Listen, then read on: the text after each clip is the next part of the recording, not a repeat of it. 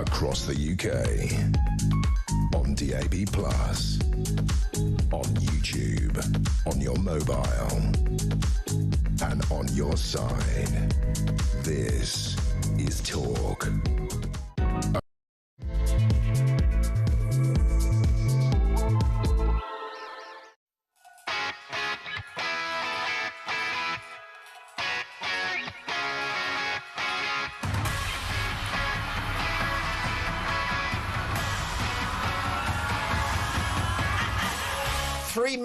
6 and breaking this morning on Talk Breakfast. There is worse to come. Andrew Mountbatten-Windsor brings fresh disgrace on his family, on the monarchy and on the country. New Epstein files reveal emails about glamorous young Russian women. And most damningly, an image of the man who was once Queen Elizabeth's favourite son, squatting on all fours over a seemingly lifeless body.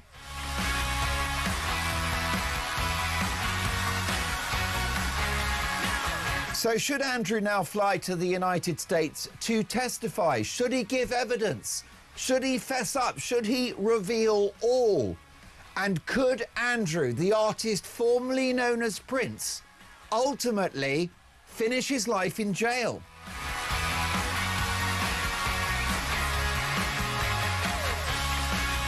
And what is King Charles's next move? How does he deal with his younger brother that's brought such disgrace on the family?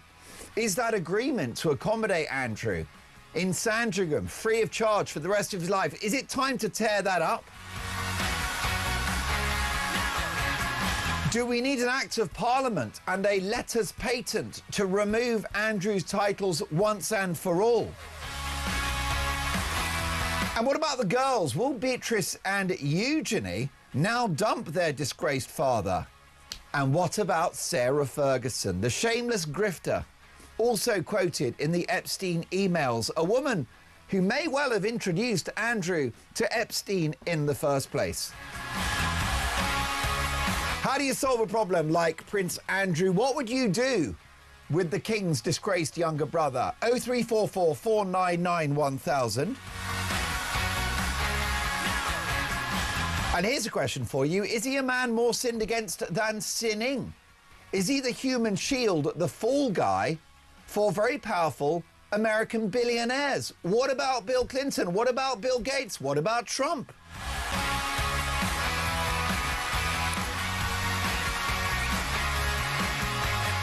It's the interview they all wanted in a Talk Breakfast exclusive. We are joined live at 9:30 a.m. by another Andrew Lowney, the fearless journalist whose book entitled was The Beginning of the End for the Former Prince. Andrew Lowney, Prince Andrew's biographer, live on the show in a Talk Breakfast exclusive at 9:30. Meanwhile, this morning, Liz Truss says that Reform UK has been infiltrated by the establishment. So will Farage deliver for Britain if he wins power? Or will he be defeated by the blob? What do you think? Will Nigel let people down, or will he improve this country if he becomes Prime Minister? Will he deliver the political, economic and societal revolution that the country clearly needs? 0344 499 1000. Do you trust Nigel Farage?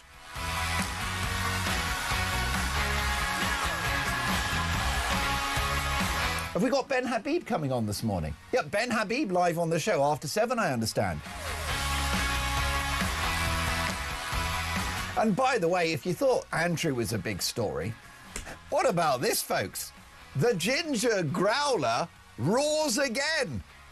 Angela Rayner's back, that's right, with a coup to unseat the Prime Minister and a £1 million war chest. We've got the inside story. Now, I'm delighted to say that we've got Phil Dave, executive producing the show, because Dean Spencer, our regular man, is back in rehab. He went to see QPR yesterday and, let's just say, fell off the wagon. He's hooked up now to life support. I am joking. Dean's taking a well-deserved break, and I'm delighted to say Phil Davies with us, outputting the show, and he's found a cracking story for us this morning. And it's the statistic that a quarter of all Brits, right? 25% of all of us would be better off on the dole than if we were working full-time. A quarter of us would make more money sat at home watching Sky movies, guzzling Domino's pizza, drinking Budweiser beer, and other brands are available. So my question to you this morning is, who should be entitled to benefits? I want you to be the Chancellor of the Exchequer and the Chief Secretary to the Treasury. You're in charge. Who gets benefits? 0344 499 1000. Do you get it if you're off with stress? Is stress ADHD?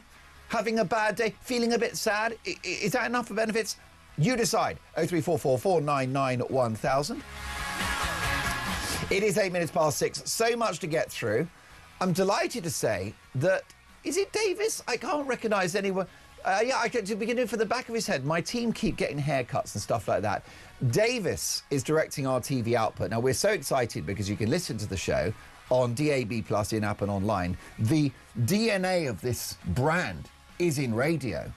Don't forget, I used to press the buttons here 25 years ago. Can you imagine? It's destiny! Anyhow, the bottom line is that we are a radio network, but we're a TV network too.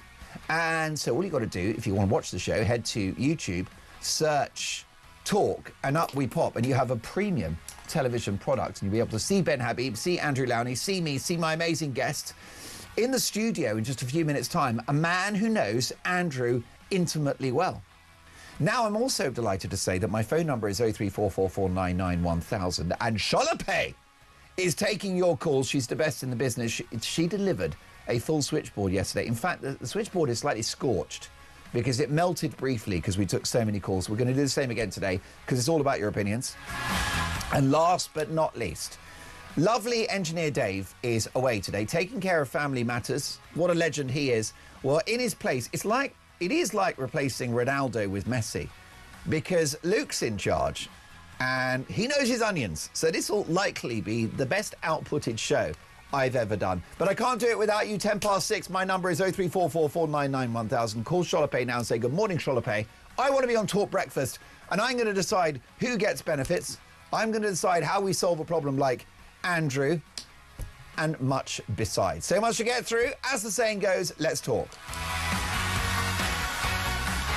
Well, it's lovely to have your company. Happy Sunday, one and all. A very unhappy day for Andrew Mountbatten Windsor. Let's hit the front pages. Epstein files exclusive in the Mail on Sunday. Monster's sex empire was honey trap bankrolled by the KGB. This is the latest set of developments in regard to this new data dump. 3 million extra files in relation to the disgraced financier. And this is a suggestion that Epstein had a relationship with the Kremlin and that he was essentially a sleeper agent for the Russians, luring wealthy Western and powerful figures, the likes of Richard Branson, Bill Gates, and of course former President Bill Clinton. Was Trump involved? As a honeypot, providing sex and other luxuries to these powerful people and taking their photograph, putting them in a compromising position. So was Epstein a sleeper agent for the KGB? That is a theory being explored by the Mail on Sunday, and of something that I'll be putting to Andrew Lowney at 9:30 when he's live on the show in a Talk Breakfast exclusive. Also, Rayner's £1 million war chest to kick out Keir. The ginger growler roars again.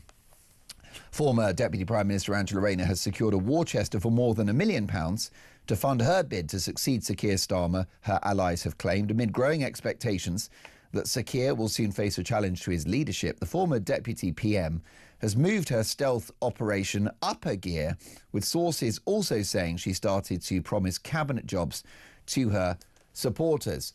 Now, I had Matthew Torbett on the show a couple of weeks ago. Matthew knows Angela well, Big Ange, the ginger growler, and he said that he knows her well and she doesn't want to be Prime Minister. She hasn't enjoyed all the scrutiny in regard to her mortgage and where she was living in the 2010s and all of the other mysteries that surround Angela Rayner financially and residentially. And he said she doesn't want the hassle. She's quite happy to go back into the cabinet, but that will be it. Well, that wasn't my instinct, and I've always begged to differ. I think she's she is embarrassing, Freudian slip. I think she's an ambitious woman. And I think what she'd like to do, politics is all about power, isn't it? That is the currency of politics, is power, it's control, it's influence, it's status, it's where you are in the hierarchy. And I suspect that Angela Rayner might have been quite comfortable as a senior cabinet minister for the rest of this parliament. But having been chucked out by Sir Keir Starmer, I think she wants something more than just power, influence, position and status. Phil Dave. Do you know what I think she wants? It begins with R. Can you guess? How switched on are you this morning? Oh, well, she does want we all want a refund. We all want our money back from this blinking government, don't we? She wants revenge. And she has set her sights on revenge on Keir Starmer. She wants to destroy him. The best way to do that is to remove him as Prime Minister and replace him. So she's now got £1 million with which to do that. By the way, would it be quite nice if a portion of that £1 million went to pay her stamp duty on her property? Would that be nice of her? That if she's got £1 million, maybe 40 grand of which could just go to paying what's known as her taxes. Am I being pedantic? Am I being overly demanding here? 40 grand. This is a former housing secretary that didn't pay her stamp duty. The truth is, though, it doesn't matter because she is a big figure within the Labour Party. Now, I disagree with all of her policies. She's more left-wing than Starmer. I don't think socialism works. I think socialism on paper is lovely. If we could have an arrangement where everybody's got a little house with a little garden, okay, Luke, and everybody gets 100 quid a week, and there's a delivery. The government send you like milk and bread. You get a little house, little garden, milk and bread, and a couple of bottles of beer, and it's just a kind of communist heaven, right? You can sit there all day reading, Jilly Cooper novels and getting sloshed on Pinot Grigio and watching government-approved propaganda. If that worked, quite a lot of people would fancy that. But I'm afraid the problem is that collectivism, leftism, socialism, it doesn't work. I mean, socialism has just diluted communism. So if I put poison in your glass, you can either have a shot of pure poison or you can have poison mixed with water. Either way, poison is going into your body, and that's my view of socialism. And anything leftist, really. That's why the Tories are toast, because they shifted left. Because as Margaret Thatcher said, and I know it's unfashionable, I don't care. She said, the facts of life are conservative. And she's right. What does that mean? It means that you don't live you don't live beyond your means. So let's say your salary is £27,000 a year, which probably after tax is about 1,300 quid. That's your salary. You don't then spend 2.5 grand a month, do you? You spend up to 1.3k because that's your salary. And my team get it. They're not rolling in cash. Okay, you're out there, many of you on your way to work on a Sunday morning to make ends meet, and you're not rolling in cash, and you know that you don't live beyond your means. Well, that's the problem with socialism or leftism, is it's about borrowing money, about taxing people till the pips squeak, which kills economic growth, and living beyond your means. What did Thatcher say? She said the facts of life are conservative, and she said that the problem with socialists is they always run out of other people's money. If we had 10% economic growth, I've got no problem with a big fat welfare state and massive public spending. So if the cash is coming in, fine. Germany, West Germany in the 1980s was a very rich country, very generous welfare state. Why? Because they had money pouring in, because they were selling Mercedes-Benzes and BMWs and Siemens dishwashers. So they could, and Sweden back in the day, before they went woke and opened their borders, they were rolling in cash. So their hospitals were like 5-star hotels. Fine, but not when you're broke. Anyhow, there you go. So Rayner's back. But what I would say is, although I disagree with her policies and her philosophy, I will say, please understand, separate the woman from her politics for one moment. The woman has got a great backstory, single parent, humble origins, worked her way up the ranks, lived in the real world. She is one of the few politicians that lived in the real world. The other thing about her is she's fearless, okay? No ... are given. This is a woman, and by the way, she's disgraceful, calling Conservative scum. I get it, of course. But she's got that Boris factor. She's nearly got the Trump factor. She's a disruptor. She doesn't care. And that is the currency of politics these days. OK, not worrying about being cancelled. So she's a fearsome figure. I think that Starmer should be looking over his shoulder, especially now with the thwarting of Andy Burnham. Andy Burnham was sat there waiting in the wings. By the way, what an absolute charlatan he is, pretending to be left-wing, even though he was the most right-wing Labour MP back in the day under Blair. Do me a favour.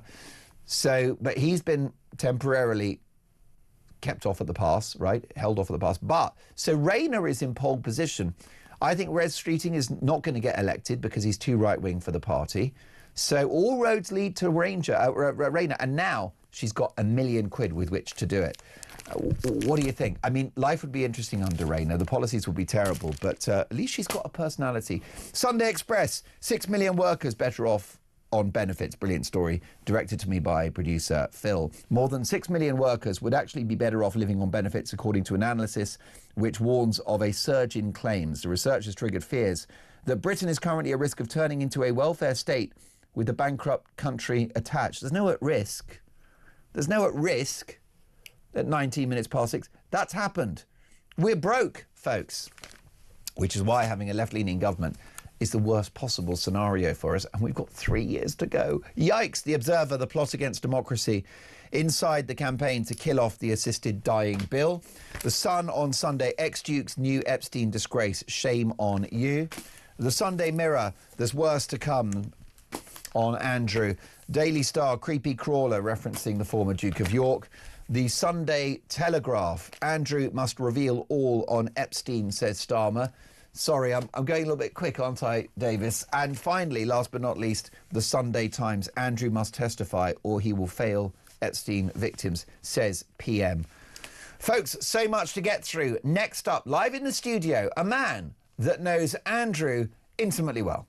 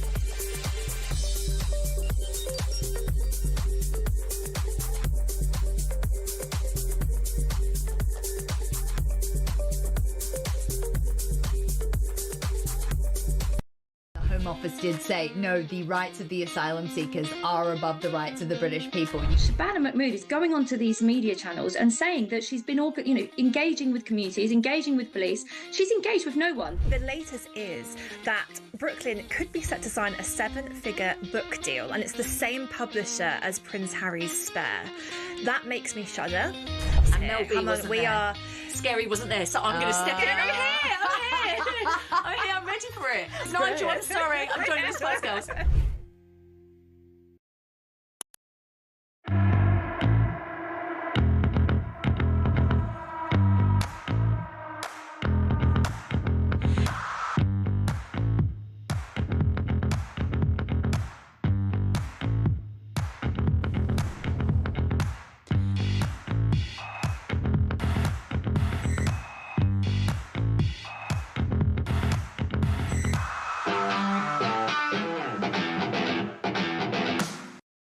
Across the UK, on DAB+, on YouTube, on your mobile, and on your side. This is Talk. It is 6:22. Ben Habib live on the show in the 7 hour. Liz Truss has said that she thinks reform are being infiltrated by the establishment. So will Nigel Farage, if he wins the election, deliver for Britain, or will he be thwarted by the blob? Do you trust Nigel to deliver? 03444991000. How do you solve a problem like Andrew? And who should get benefits? As it's revealed, 1 in 4 would be better off staying at home than going to work. My goodness, if that's not an example of broken Britain, I don't know what is. But let's have a look at today's front pages, and it's all about Andrew, former Duke of York. Sunday Times, Andrew must testify or he'll fail Epstein victims, says PM. And the Mail on Sunday, Epstein Files exclusive, monsters sex empire was honey trap bankrolled by the KGB. Live in the studio now is broadcaster, political commentator and public relations guru Piers Pottinger. Good morning, Piers. Morning, Mark. It's the greatest act of kismet that we've booked you for today's show, because not only are you very well connected in the world of politics, and we'll come to that shortly, and can Farage be trusted to deliver for Britain, but let's talk about Andrew, and we'll get into the wider issue of the Epstein files and what they mean for the millionaire elite across the world in a moment. You've met Andrew, you've spent time with him. Yes. Can you describe the Andrew that you know? Yes. I always find him remarkably courteous, very businesslike, very thoughtful, not a particularly warm personality. He liked things done his way, and he was very conscious of his position. But I find him very helpful. And when I went to Singapore on business to start up my business there, he was extremely helpful. And I was very grateful to him for that. I've seen the good side of him. But equally, he wasn't an easy person to advise. He didn't take advice easily. And he was very sure of himself, and sometimes a little bit too sure of himself. Hugh Brisket. A little bit. It's my understanding that those close to him urged him not to do the BBC Newsnight interview, and the decision to do that interview with Emily Maitlis might have been an act of arrogance where he just thought, oh, I'm going to perform brilliantly in this, and then he found out the opposite was the case. Well, I think he was encouraged by some of his advisors to do it. One I know did, and I think that was fundamentally wrong. And of course he didn't really know much about Emily Maitlis, and thought she was a sort of pretty young thing who was going to come and ask him soft questions. And he could run rings around her. Yes, yes. I mean, that's again his arrogant side coming through. And of course it was a calamitous interview. But I think what's happened most recently, though, is that Keir Starmer, appalling Prime Minister, who's just had a most humiliating visit to China, has now decided to try and distract from that and his own problems by suggesting Andrew testifies in Congress, which is absolutely crazy, and there is no way he will do that. Kangaroo court, surely. Well, it's not even a court. First of all, this inquiry is an open-ended oversight committee in Congress. A talking shop. It goes on forever. There's no closure on it. It has not got any parameters. It's just the Epstein cases open-ended inquiry. And the Americans have made an absolute mess of the whole Epstein affair. From start to finish, this has been a disaster. And you have to wonder who they're protecting. Now, next week, Ghislaine Maxwell will be testifying in front of this ridiculous committee, but I'm told she is going to ask about the 25 men who have done a deal with the Department of Justice in America and therefore have protected themselves from prosecution. And might they be high-profile, powerful or wealthy men? We suspect so. They could be billionaires, they could be celebrities, they could be former politicians. They could be anyone, but they're more likely to be very powerful big Americans, because the Department of Justice, and this is very important, people realise it, mercifully we haven't come to this quite in Britain, but in the Department of Justice it is not uncommon to pay a massive fine to avoid prosecution. Banks such as HSBC paid the DOJ billions of dollars to stop being prosecuted for financing Mexican drug cartels. companies, major corporations have paid the DOJ billions of dollars to avoid bribery scams, and individuals have paid millions of dollars to avoid being prosecuted for fraud and other cases. So it's not uncommon for this practice in America, which is absolutely outrageous. Buying your own way out of crime is really fundamentally wrong. But so who are these people and what are the deals they've done? That is the question. And we'll never find out, will we? We probably never will. And also, of the 3 million files that have been so-called files, some of these things are just scraps of paper with scribbles on. Their origin and veracity is unknown. Also, the DOJ have admitted that there are 3 million more that they are holding back and because they say to protect victims.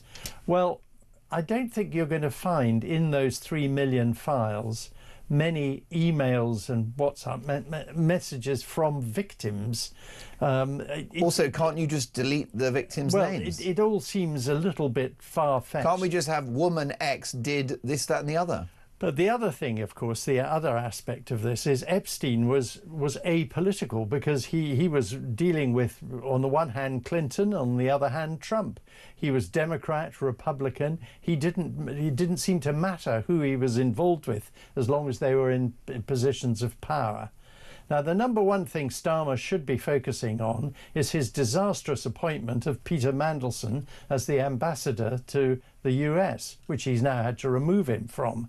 And in these pictures, we see a disgraceful picture of Mandelson in his underpants, which is a most bizarre picture. Which, by the way, his defence has always been that he's a gay man and therefore sex won't have been a motivation for his relationship with So what is he doing, Epstein? wandering around talking to some woman in a bathrobe in his underpants? And he says he doesn't, apparently he said he doesn't remember this. Well, he bloody well ought to, I'm sorry. But what's much more important is that what has emerged, he was asked by Epstein to change government policy when he was business secretary, and he said he was looking at it, and it was bankers' bonuses for Mandelson's friend Jess Staley, who was at the time JP Morgan, then moved to become head of Barclays. The whole thing Bank stinks. Here, and Staley and Epstein masterminded the sale via Peter Mandelson of a taxpayer asset, a subsidiary of the Royal Bank of Scotland, which was sold for hundreds of millions of, sorry, it was billions, I think, $1 billion at least, to Staley, who then sold it on. And the question is, should there not be an investigation into the way that transaction was handled, as it was taxpayers' money at risk here that was going via Staley, Epstein, Mandelson. Now that is the most despicable thing in Britain. And again, Starmer is trying to avoid any more discussion about Mandelson. He says, I don't want to speak about Mandelson anymore. Of course he doesn't. Labour Party figure, a man that Starmer brought back despite people saying, well, hang on, what about his connections to Epstein? Oh, we know about that, it's fine. A man that relieves himself on the street in central London, a man that borrowed money whilst a cabinet minister, a man whose partner at the time, whose lover, saw cash funneled into his account from Epstein. Yeah. And can you imagine if it was a figure from a previous Conservative government that had received money from Epstein that was photographed in their underpants? Can you imagine if it was Boris Johnson in underpants with a woman in a robe and his missus had had cash? You wouldn't hear the end of it. Can you imagine if it was a Reform UK sitting MP that had received cash from Epstein? You wouldn't hear the end of it. Yeah. And yet, because it's a Labour figure of the left, from the media, a wall of silence. Absolutely. And instead of saying Andrew should testify in Congress, what about Mandelson testifying in front of Congress about his dealings with Staley? Don't forget, Staley was banned for life by the Financial Conduct Authority from working in finance, banned for life because he had misled them about his connection to Epstein. Now, you don't get banned for life just for that. There was more to it. Everyone knows there's more to it. And we are not being told the full story. And the Americans have deliberately kept the focus on British people Ghislaine, Andrew, Mandelson.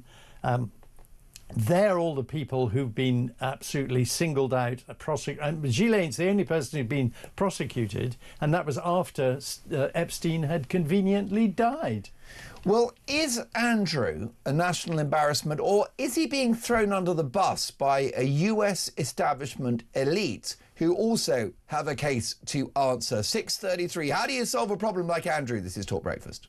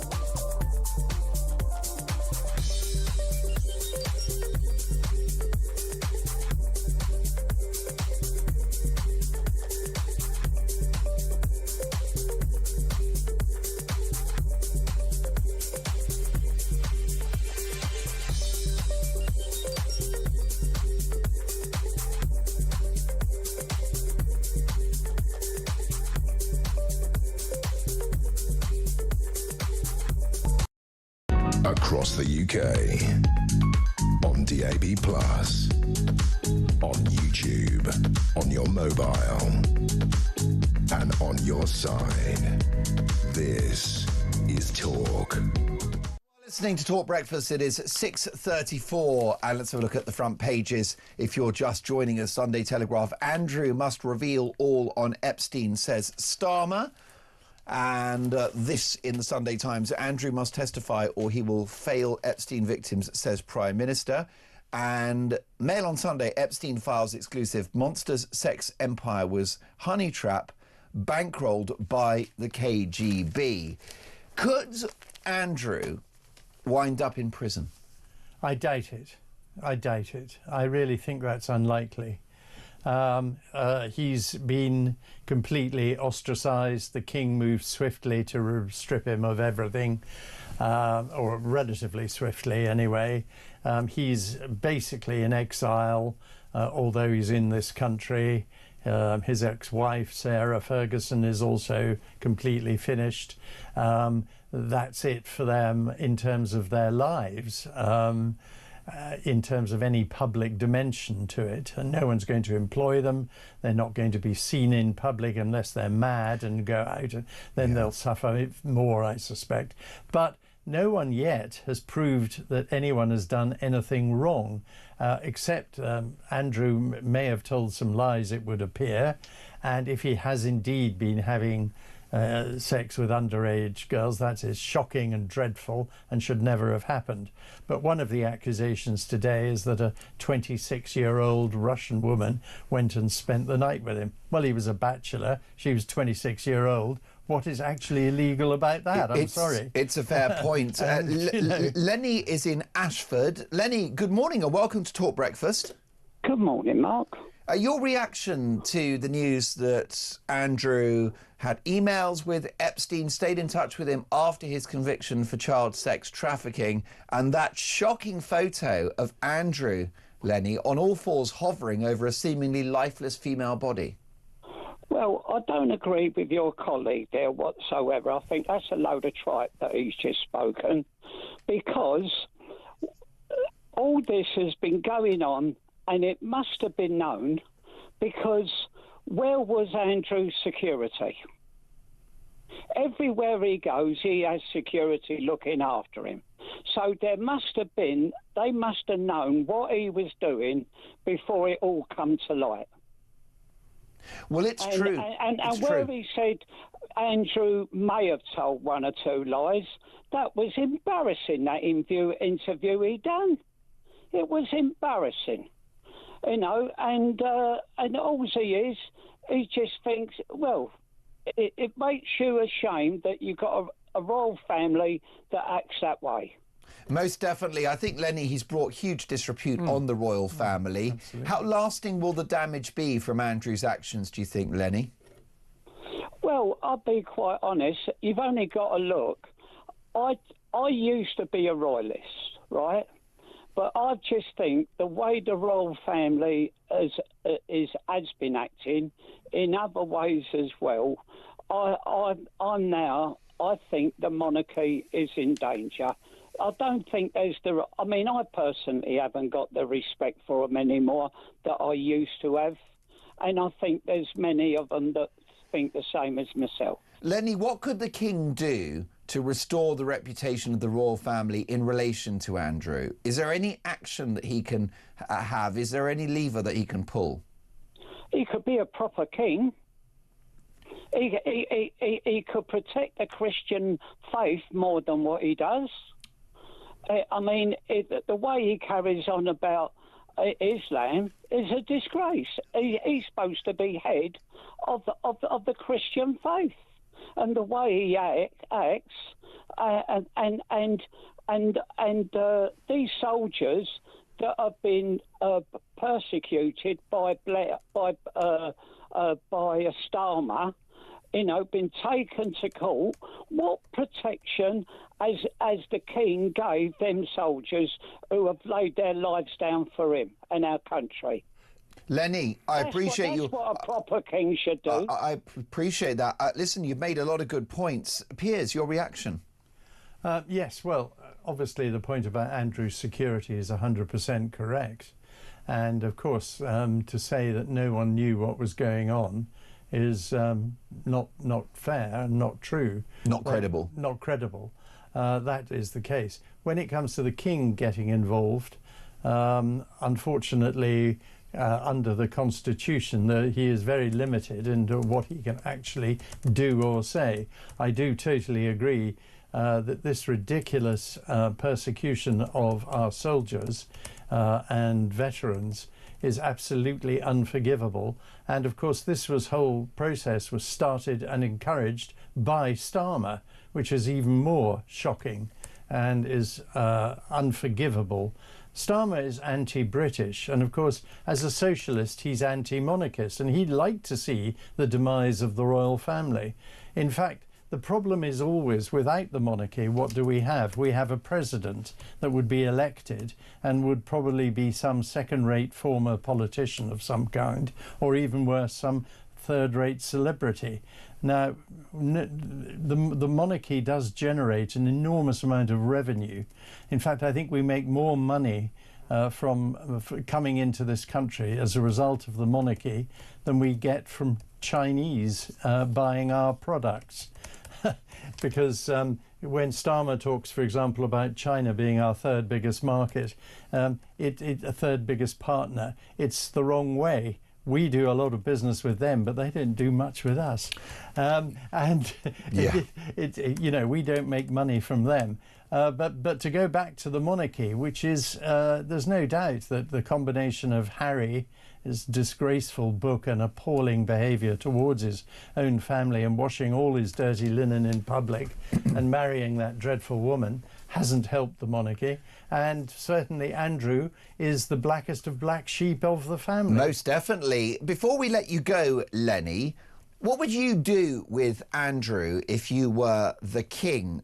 There's this arrangement, isn't there, Lenny, between Charles and Andrew, that he'll be accommodated free of charge for the rest of his life on the Sandringham estate. Should that deal be torn up, how would you solve a problem like Andrew, Lenny? Well, the one thing, he has got to be protected, right? Because he is still our old Queen's son. So what you mean is that security-wise, he can't just be plonked in a housing estate in the middle of Birmingham?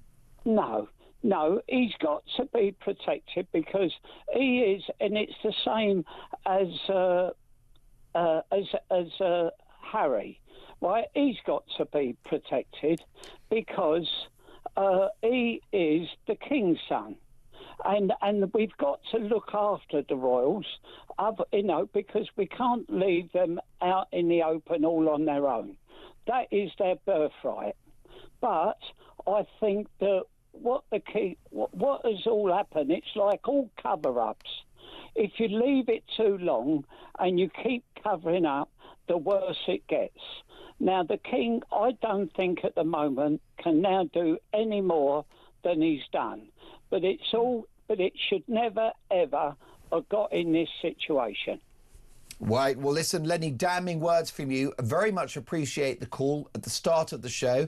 Call me again soon, Lenny. I'm interested by what you've had to say. Damning in his verdict on the royal family. He said he's embarrassed to be British, given the allegations around Andrew. What about this from Colin, who actually agrees with my studio guest, Piers Pottinger? Colin says, Mark, it's so clear that the Yanks are covering up their side of the pond with this Epstein Files story by putting Andrew, Mandelson, etc. in the front line. I'm sure there are very super high-powered individuals out there that have done far worse and will get away with it. I think, says Sharon, we just need to get rid of the dysfunctional royal family altogether.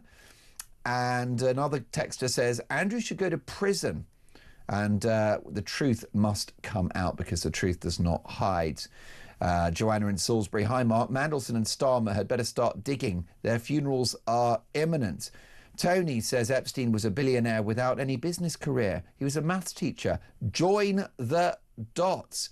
The texts go on. Mark says, good morning, Mark. If our fraud of a prime minister wants Andrew to give evidence in the States for the good of the victims of Epstein's sex trafficking and abuse, I suggest first and foremost Starmer addresses the rape gang inquiry in this country.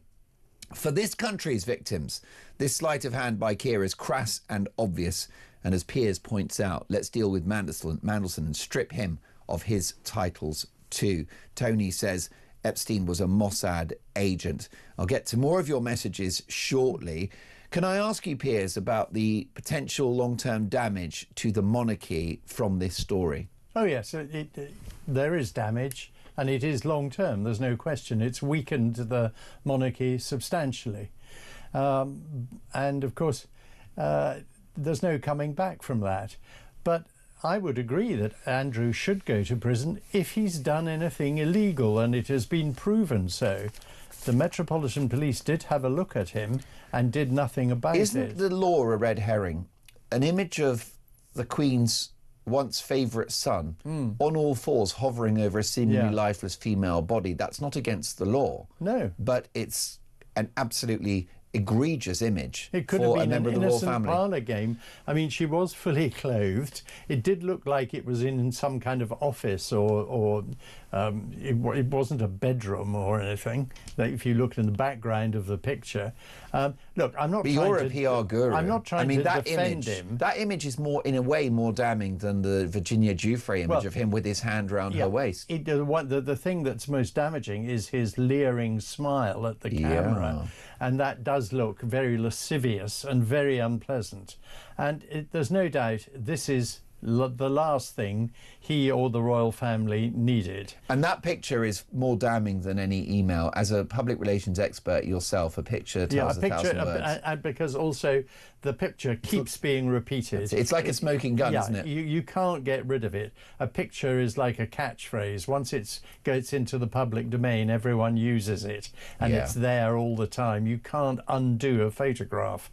Well, I mean, you can tinker with it and alter it, of course. But it's out there in the public domain. And again, I mean, the context of this photograph is unclear, and you cannot rush to say he should be in prison just because of a photograph like that. I mean, this is just people getting far too carried away, may I say. And they're only getting carried away because of the context that we have here and the impetus and the spotlight that the Americans insist on showing. Out of 3 million files, we get this. And also, notwithstanding how embarrassing and inappropriate that image may be, a far worse allegation is laid at the door of the Microsoft founder, Bill Gates, who allegedly asked Epstein for advice on how to get antibiotics for a sexually transmitted disease that he picked up from some Russian girls. We don't know their age or their provenance, and that he might seek to secretly sneak these antibiotics into the food of his then wife Melinda. Yeah, he's denied this. He's denied it vigorously. Yeah. But these are wild allegations. Of course that actually make Andrew look frankly innocent by comparison. Yeah, and don't forget, Gates used to have dinner with Epstein every week in his house in New York, particularly, as well as visiting his island countless times. And these are the kind of people, I mean, one wonders, I mean, don't forget, none of these people were called into any kind of trial. Of course, Epstein died before there was a trial, very conveniently, for a lot of people. And Ghislaine's trial, which was after Epstein had conveniently died, was an extraordinary trial by any legal measure, and she was quickly dealt with, given 20 years for supposedly trafficking without any real evidence. And don't forget, Virginia Giuffre was thought to be such an unreliable witness. She wasn't even called in the Ghislaine Maxwell trial, and yet everyone believes a dead sex worker's memoirs ahead of anyone else's words. So there's an awful lot of stuff here that is very hard to prove or disprove, which is why the whole thing is such an enormous mess. It seems to me the only people who benefit from this mess are the very big figures in America, who so far have got away with it. I mean, Clinton was a very close friend of Epstein. Well, he used the Lolita Express, Epstein's private jet, like a bus service. Yeah. So, and I mean, don't forget, Mandelson described Epstein as my best pal. You couldn't make it up. And yet he still publicly calls him an acquaintance. You couldn't make it up. It's truly shocking. Well, that's a question, isn't it? Is Andrew the fall guy to protect the US billionaire elite? Let me know your thoughts. 034 449 1000. 6:49 Talk Breakfast. Next up, this is quite extraordinary. The ginger growler roars again. Angela Rayner has assembled and amassed a war chest of £1 million. Will she be Britain's next Prime Minister before May? This is Talk Breakfast.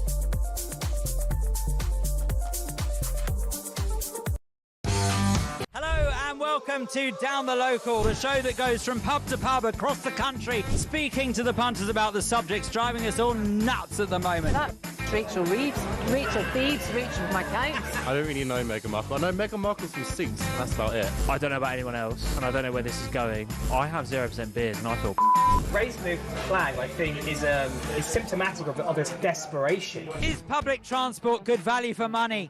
No, it isn't. You really don't like speaking to people.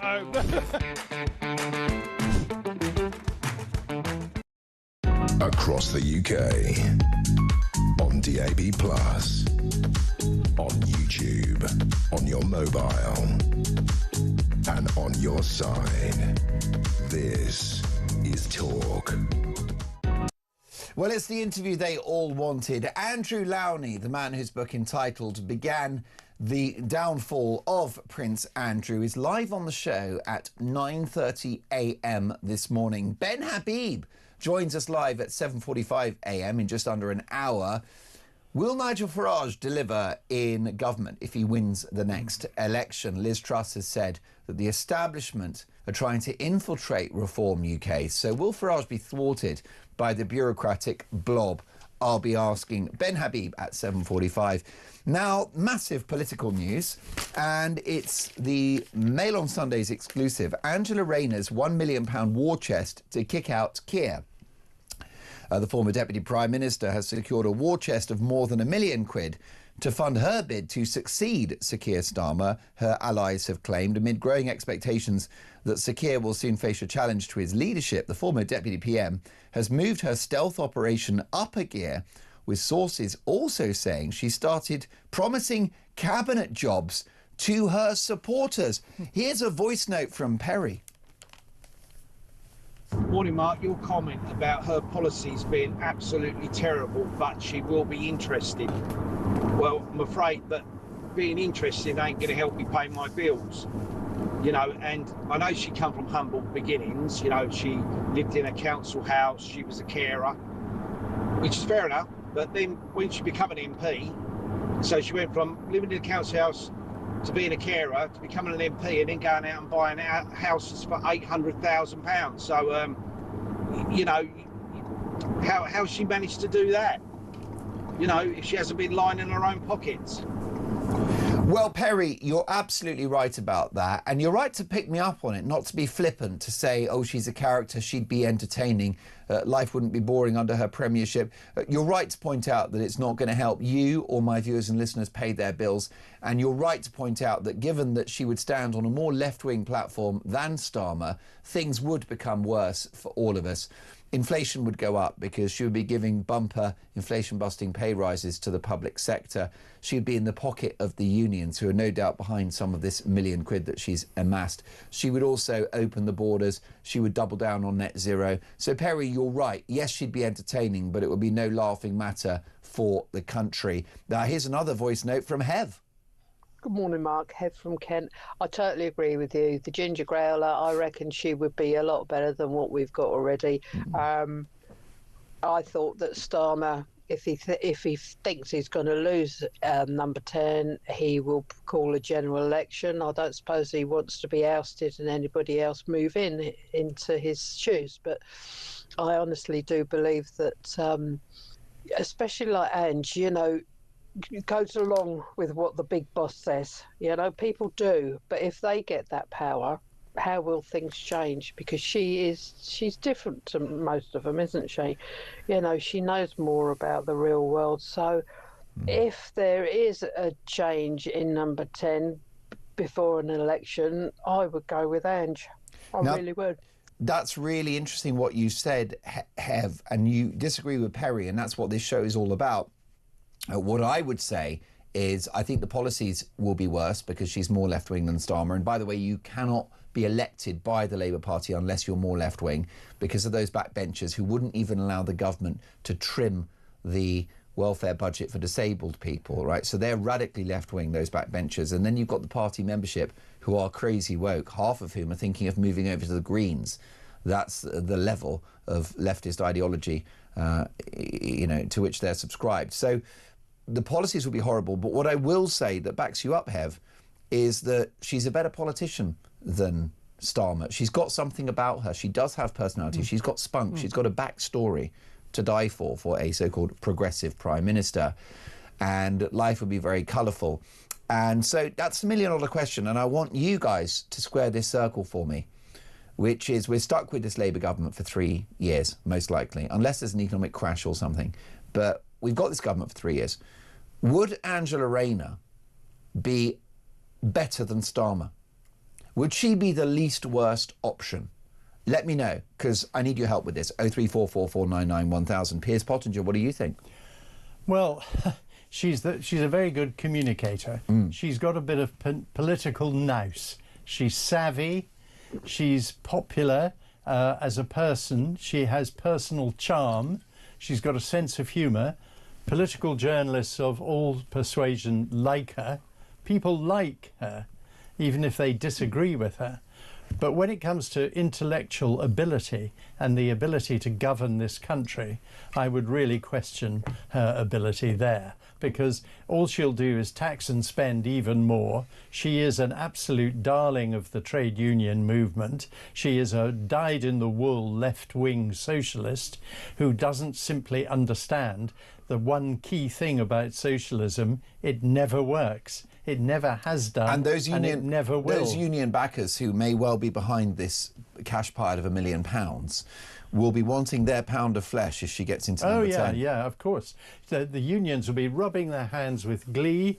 There will be even more dreadful. Don't forget her Employment Rights Act, which was one of many U-turns by Starmer, who watered it down, was really quite radical and could have done even more harm than it is already going to do to and British that legislation would return with a vengeance if she gets absolutely. into number 10. She'd start making the unions even more powerful.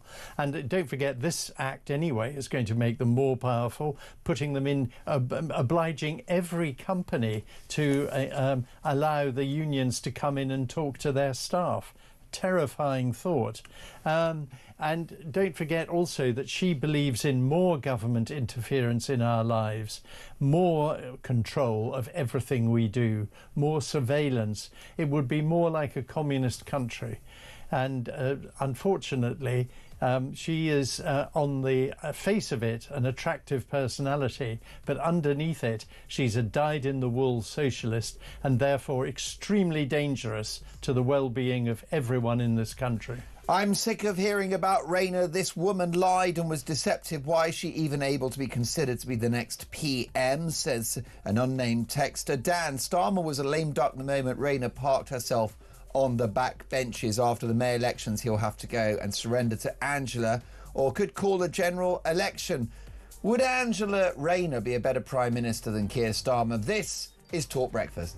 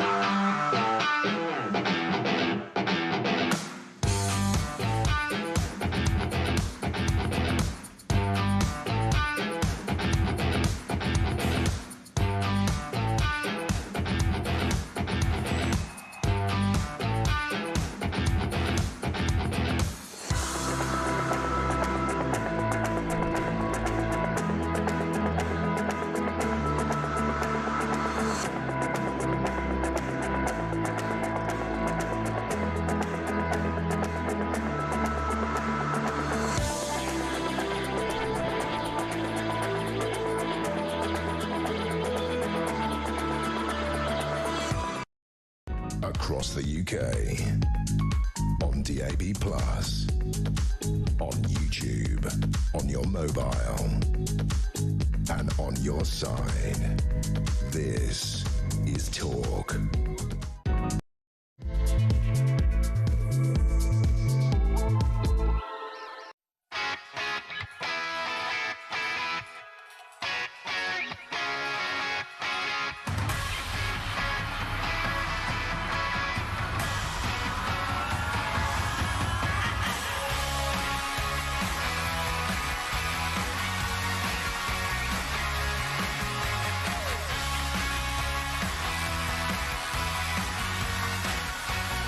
Three minutes past 7, top of the morning, one and all. This is Talk Breakfast. Mark Dolan with you until 10 a.m. A packed 3 hours to come.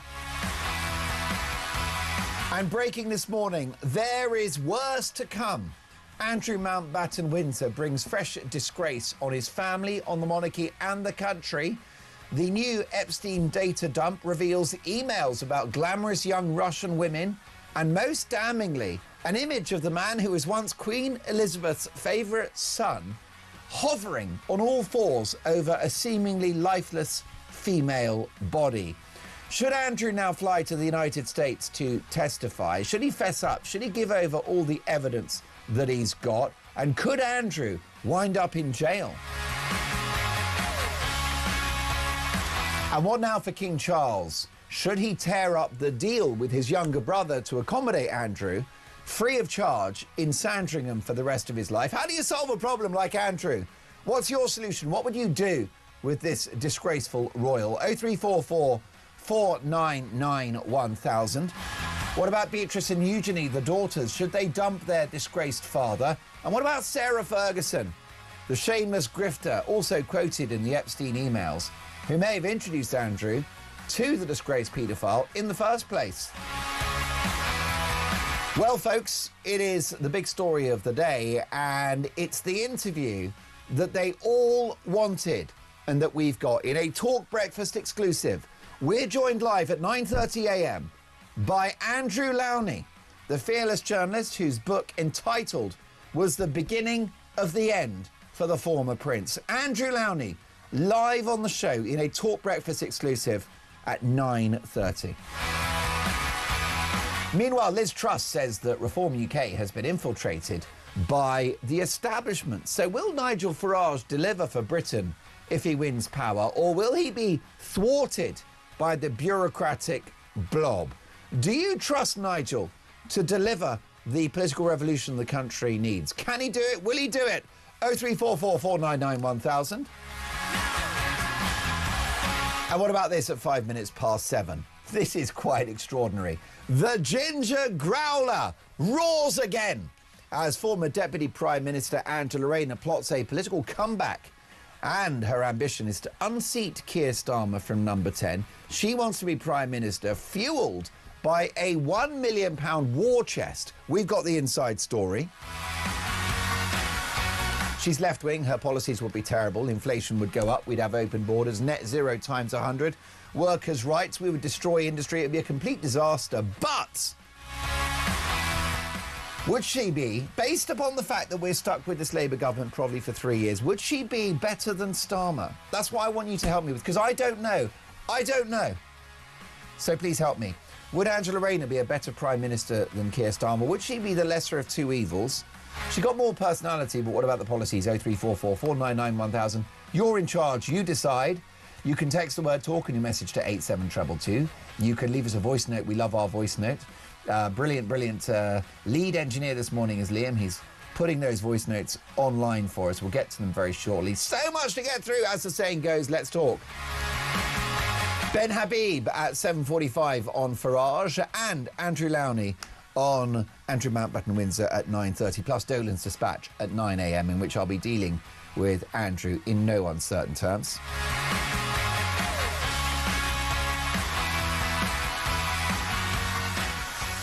And my lead engineer is Luke, not Liam. I can tell you that the coffee hasn't quite kicked in yet. It's lovely to see you all. It is Sunday morning and 7:07. We're here to stimulate, entertain and inform. Let's have a look at the front pages. Davis is directing our TV output today. We're loving having you listening on DAB+, online and on app. If you'd like to watch the show, this is a TV product, and all you have to do is go to YouTube, search Talk, and up we pop.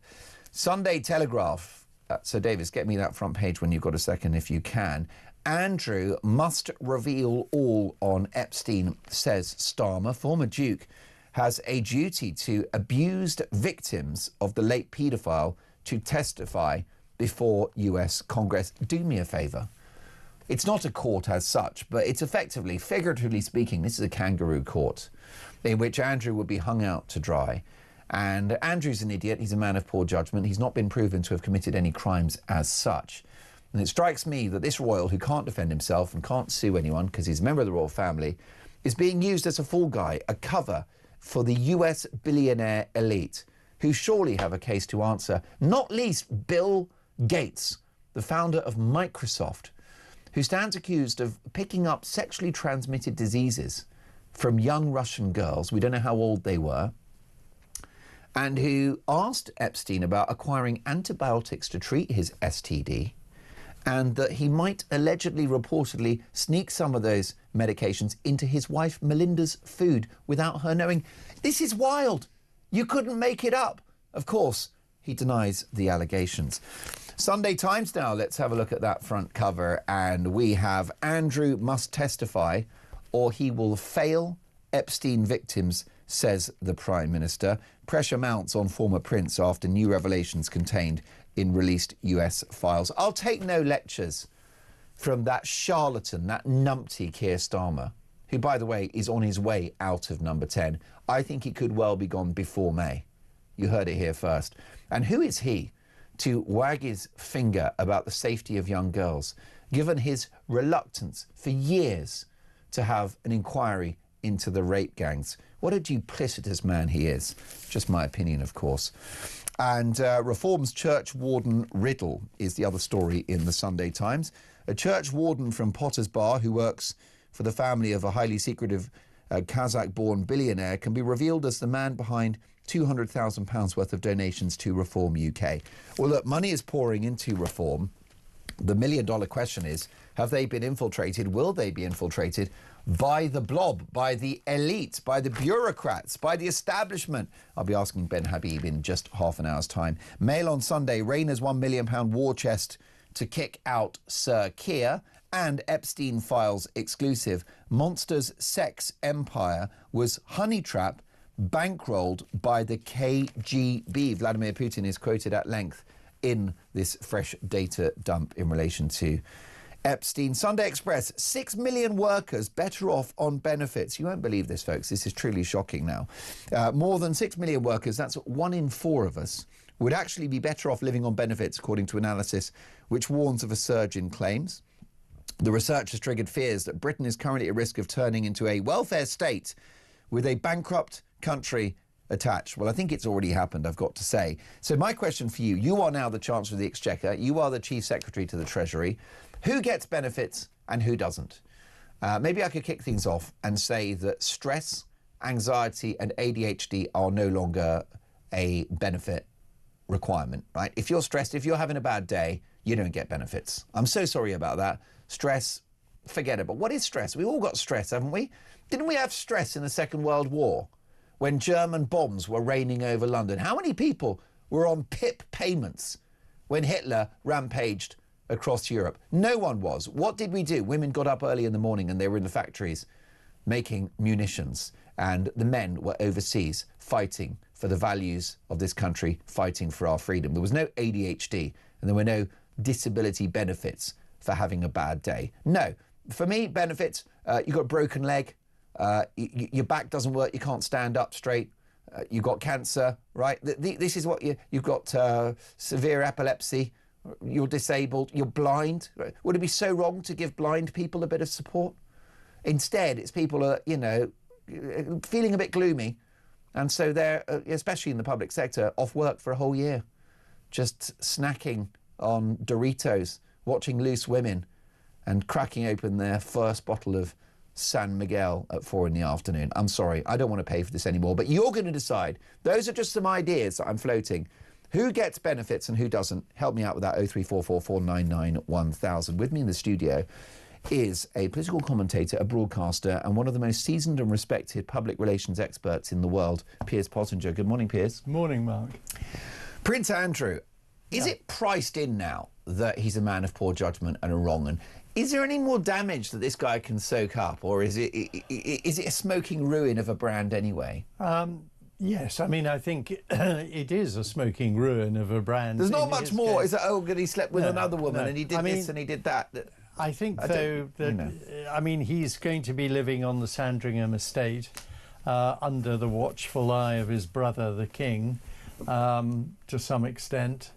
But I think he should probably actually have gone abroad, somewhere like the UAE. That would have been smart. Because he's still going to be under the public gaze. You know, if he steps outside his lodge, there'll be a photograph of him. If he smiles, they'll photograph him. His life is already hell for him and will continue to be so for the rest of his life. And if one's got any ounce of compassion for him, which is difficult to have, I accept, but nevertheless, one must feel worried a little bit about his own future, because the worst thing would be for a member of the royal family, the King's brother, to die in desperate circumstances. Well, you're being very discreet, which is your nature, and what you're saying and suggesting is that if we really use Andrew as the fall guy for the sins of a collective global billionaire elite, if we really hang him out to dry, a man that's been found guilty of no crimes, he could enter a very dark place. He could and indeed. it would be a catastrophe for all involved if, may God forbid, he were to take his own life. And the point is that mustn't happen. No. That justice must be served, but at the same time, this man must not be haunted into a life of unending misery. No, and he was ensnared by Epstein, don't forget, Epstein. And Epstein was this appalling monster. There's no question about it. Who was behind him, if anyone, we don't know. They love to get involved with the idea that it was Mossad. Anything to do with Maxwell. Don't forget, Robert Maxwell was always said to be an Israeli operative and working for Mossad. But I think that one doesn't know the truth about any of this. But again, the whole thing, in the Epstein mess and everything. I mean, why is the British monarchy the only real fall guy for the whole of this terrible, tawdry state of affairs, where the cream of America's business and political and entertainment, the cream of the cream, were all flies around Epstein. These are people who had dinner with Epstein every week in his house. People like Woody Allen, Bill Clinton, Warren Buffett was another, Bill Gates. And all of them seem to be completely blameless so far. There's nothing stuck to them in any way. And I cannot stop reiterating the allegations that face Bill Gates, who denies these allegations strongly. That the suggestion is that he got a sexually transmitted disease from young girls. Now, what that does, if those allegations are true, is that takes him into the realm of someone who procured sex in the context of Jeffrey Epstein. Were these girls trafficked? That's a crime, of course, for which Epstein was committed. And it also means, what other sleaze were these people involved in? And the chances is very high. Don't forget, we've also got Richard Branson now involved in this. So didn't he say to Epstein, bring your harem with you when I come? That's right. And there's always been, for a long time, rumours and gossip about Branson's behaviour, and indeed... Appetite for women, allegedly?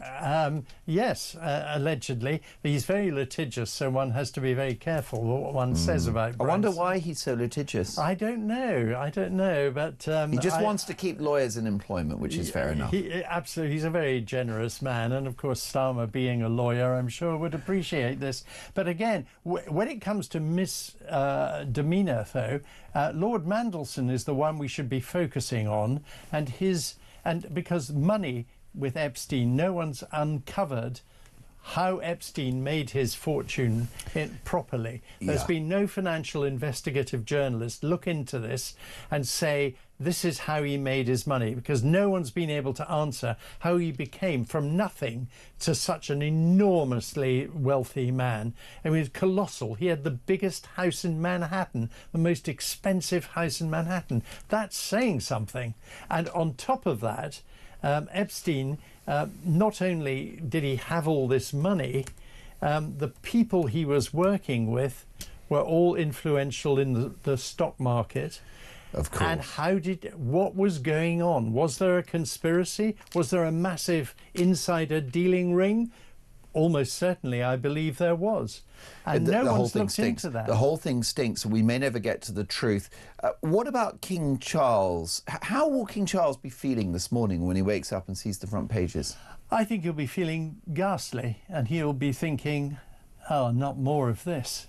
How much more is there to come? When will this end? Well, the trouble is, there's only half of the files have been released. There's 3 million more that they're not releasing at the moment. But there's, of course, a lot of political wrangling about releasing the other files. They say they're not releasing the other 3 million because they want to protect victims. But I can't believe that it's the 3 other million files are all just victims. I think there's much more to this than, of course, they're letting on. Do you think that the King should tear up his agreement with Andrew to accommodate him on the Sandringham estate for the rest of his life free of charge? Well, I mean, what's Andrew going to do? I mean, he's got to go somewhere. He's got to go somewhere. And he's got to live somewhere. He's got to be on royal property, really, because with a royal accommodation comes a ring of steel. A bit of protection, yeah. But I still feel I mean, we could just stick him on Mile End Road in East London, in a bedsit. But I think. But the problem is, he'll be popped off within minutes, wouldn't he? Yeah, well, he would, and he could probably not shave for a bit and start selling doner kebabs. But I doubt he would do that. But, extra chili sauce, please, Andrew. Yeah, exactly. Yes. This is it. Briefly, Piers, if you can, how do you see this playing out? Well, I don't. I see the whole Epstein affair rumbling on for years to come. This has got a long way to go because there are so many layers of to be uncovered. Yeah. And I mean, even the Observer, not my favourite newspaper, normally full of left-wing rubbish, but they today say, why is it that the Americans are focusing all this stuff on us? And what's going on with what's being covered up in America? That's the key question. But the problem is both the Democrats and the Republicans have got a lot of skeletons in their cupboard they're trying to protect. That is why we are not actually seeing the big names in America facing up to the kind of scrutiny and appalling exposure that Andrew has now had to endure, even though, let's not forget, it has not been proven he's done anything illegal yet. Most definitely. Well, it does feel very anti-British, the way that they focused on Andrew in particular, a member of the royal family who can't defend himself, has been found guilty of no crimes, perhaps just of idiocy, indulgence and stupidity and poor judgment rather than criminal. Briefly, with the clock against us, one other elephant in the room. Small matter of Donald J. Trump, absolutely, who's mentioned in this latest data dump. But, I mean, he's the sitting US president, so he's got skin in the game. Will he dodge the Epstein bullet, do you think? I think he almost certainly has, because he did say that he ended his association with him on a specific date. There is evidence that he kicked him out of his golf club at Mar-a-Lago, that he expelled him because he was behaving badly there, I believe, and severed all ties with him. Was that prior? Do we know whether that was prior to his conviction for child sex trafficking? I believe it was, to be fair. Good. Well, that's a very... I could be wrong. That's a very welcome timeline if that's the case, isn't it? I think Trump, although there's no question he knew Epstein, and of course Epstein focused on him, as he would, anyone in power was a target for Epstein, and anyone who liked women and attractive women and young attractive women was even more vulnerable to Epstein's approaches. So there's no doubt Trump knew him. He's not denying it, but I also think Trump was probably a bit too smart to get caught by Epstein in the way some of these others have. Because actually, if that throughout his career, if there's anyone that's understood the importance of public relations, it's Donald Trump. Yeah. Who's been a self-publicist since his early 20s. Yeah, and I think I personally would be surprised if there was anything really damaging that came out. Obviously, the Democrats are hoping they will, and they are implying that these 3 million other files that haven't been released include stuff on Trump. Yeah. And stuff's been redacted, but we'll never know, I suspect. Well, Piers, a privilege to have you in the studio. Please come back and see us soon. I'd love to. Broadcaster, political commentator and world-renowned public relations expert, and a man, of course, that knows various members of the royal family intimately well, Piers Pottinger. Thank you, Piers. Next up, this is pretty extraordinary, folks. The ginger growler roars again as former Deputy Prime Minister Angela Rayner plots a political coup to unseat Sir Keir Starmer, fuelled by a £1 million war chest. We've got the inside story. Would she be a better Prime Minister than Starmer? That's next.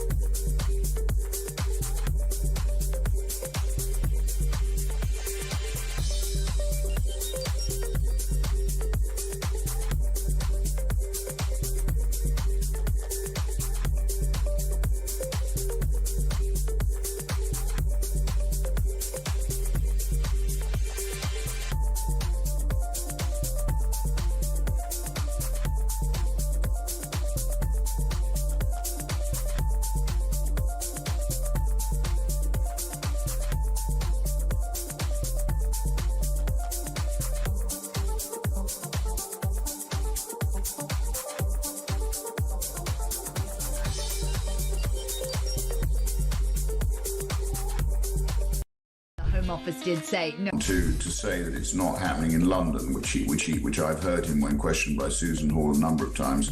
He bobs and weaves and evades the question and tries to pretend he doesn't understand it.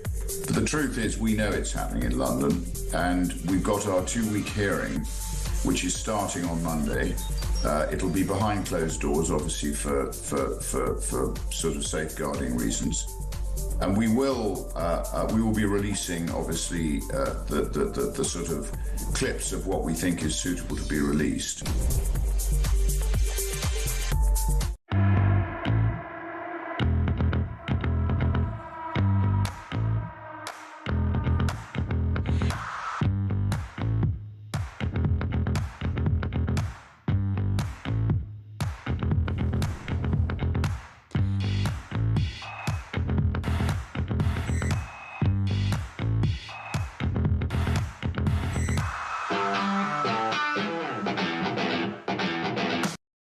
Across the UK, on DAB+, on YouTube, on your mobile, and on your side. This is Talk. Would Angela Rayner be a better Prime Minister than Sir Keir Starmer? This is a political exclusive on the front page of the Mail on Sunday. In many ways, this is a more important story, producer Phil, than Andrew. It actually matters more than the Prince Andrew story, which is tittle-tattle and gossip. Angela Rayner's £1 million war chest to kick out Keir. Now, the reason why that matters is because this is a woman, she's also disgraced, by the way, and still owes the Treasury £40,000 for her stamp duty, but she could become our next Prime Minister, and therefore what she does in power if she unseats Starmer is going to affect our lives significantly. I'm betwixt and between, right? I'm between a rock and a hard place, because I agree with one individual, a brilliant man who messaged the show earlier, a voice note, and he said that she will make our lives worse because of her failed policies, and he's right, because she'll be more left-wing. But I also, who was that? It was Perry. And then we had Hev, who said that she's got more personality, she's got something about her, she's got some, you know, a little bit of spunk, and therefore that might be an improvement on Starmer. So I need your help with this. Graham's in Doncaster. Good morning, Graham. Morning, Mark. Firstly, mate, we chatted last Sunday, if you remember. I do. How could I forget, Graham? Well, I did tell you 100% that Starmer would block Burnham, didn't I? You did. Graham, you called it. Listen, mate, like I told you, pal, he's a dictator. He won't have it. But I've rung you, Mark, because I'll tell you what it is, mate. In my area, as you know, my dad's in Doncaster area as an MP. We have Facebook pages, as you know, in areas for different things. On the other day, we have a local Labour councillor. She's a lovely woman, mate. She's done a lot for our area. She's also massive friends with my dad. And I mean massive friends, mate. Massive. Wow, okay. The other day, she posted on the Facebook page, on one of our local Facebook pages, you will not be able to contact me through the Labour Party no more. I have cancelled my membership. Mate, let me tell you now, Mark, she, like I said, mate, she's massive friends with Ed. Massive. Mate, I'm going to tell you now, Mark, now, ring you back when it happens. Yeah. And my dad is behind this plot with Rayner. I'm telling you 100%. So mate. you see Angela Rayner and Ed Miliband, the man responsible for our ruinous net zero policies, are going to be like some kind of dream team sort of ticket for power? Mate, I told you last week regarding Starmer 100%. I'm telling you on this 100%. Wow. Now, does that mean, Graham, that it's Angela would become Prime Minister and Ed would be her number two? I think that's what's happening. It's not hard to see. Listen, you don't have to. I'm only a bricklayer, mate. I'm only a stupid bricklayer. But I'm pretty well educated and I can see what's going on. Graham, bricklaying is one of the hardest things you can do. It certainly is, mate. My body's in pieces, but there you go. Yeah. So that's it. So what you're thinking about here is that the so-called political dream team, Angela Rayner and Ed Miliband, and of course, what would happen, Graham, if there was an election for a new leader of the party? The whole of the left would swoop behind those two. They'll get behind Angela. They'll get behind Angela, mate. Yeah.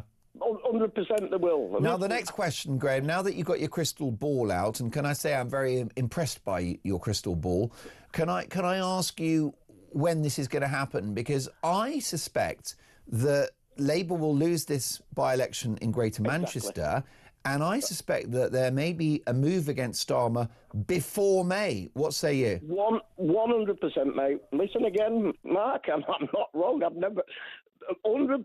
When this happens in February, which they will lose that by-election, mate, they will lose it, that's when they will make their move, because they know they are going to get slaughtered. Our MPs in Doncaster, we have Mad Ed, we have John Healy, we have Sally Jameson and a little bloke. Yikes. They all What a ragbag. What a motley crew that is. Well, Doncaster were a big Labour massive area. Last year, we absolutely obliterated them in the local councillors. Absolutely obliterated them. These MPs in Doncaster know their jobs are not like. They have not. Doncaster people will never vote Labour back in. And we are a massive Labour area, mate. Massive. No more, we're not. Nobody trusts this man. We know where he is. He's not a man anyway. I wish people had stopped calling Starmer a man. He's not. I'm a man. That is not a man. He is not fit to be put in the same category as me. I'm sorry, he's not, mate.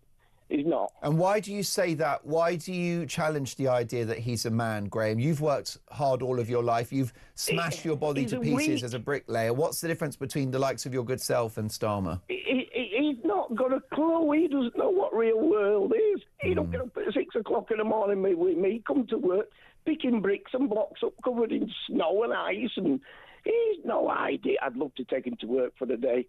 I'd love to take him with me for an hour. And Graham, do you still, even though your body's shot to pieces from years of hard work on construction sites, do you still work?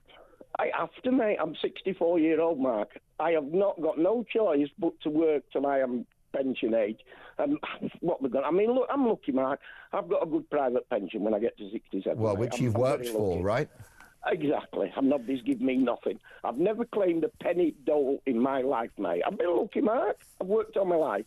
I have never had a penny, and it wrecks me in two when I see what's happening. And Graham, listen, before you go, because I've got to get to Joan now, and then we've got an amazing guest waiting in the wings, but I've just got to ask you, Graham, this is a front page. Davis, when you get a second, can you get me the Sunday Express, please, if you're watching on YouTube? Wait for this, Graham. 6 million workers would be better off on benefits, right? 1 in 4 Brits, Graham, would now be statistically better off if they didn't go to work and stayed at home and drawed benefits. How does that make you feel as a man that gets up in the morning? I just checked I seen it earlier when you read it out, mate, and I just checked my head, mate. I just checked my head. The country's we need reform. Sorry, mate, we need reforming. If we don't get reforming next time, I fear this for this country, because we'll get Rayner and Mad Ed. Get ready. You think Starmer's bad? OK, well, listen, Graham, thank you for that, and I salute you for your hard work over many years. Joan, I've only got a few seconds because I've got to get to my next guest, but what do you think about Angela Rayner? Would she be a better Prime Minister than Keir Starmer? No, the stuff of your worst nightmares, really. She's got a bad memory. She didn't realise she owed £40,000. She didn't build many houses when she was the minister for that. She's ruined the businesses by our workers' rights bill. She's killed off industry in that respect. And she'll be loved to get back to complete her life's work, which is Islamophobia. Blasphemy law by the back door. No way. Joan, you put it in a brilliant paragraph there, a damning indictment. Joan, call me again soon. We'll chat for longer, but your contribution incredibly valuable. What do you think? Would Angela Rayner be a better or worse Prime Minister than Starmer? Much more to come. Next up, the editor-at-large at the Mail on Sunday.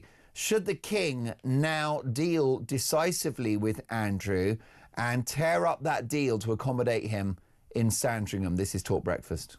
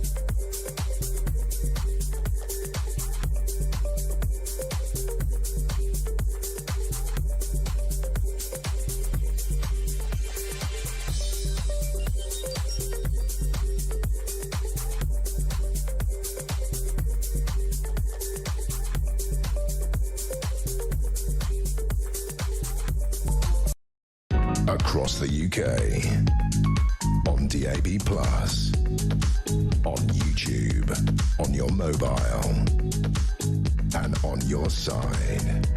This is Talk.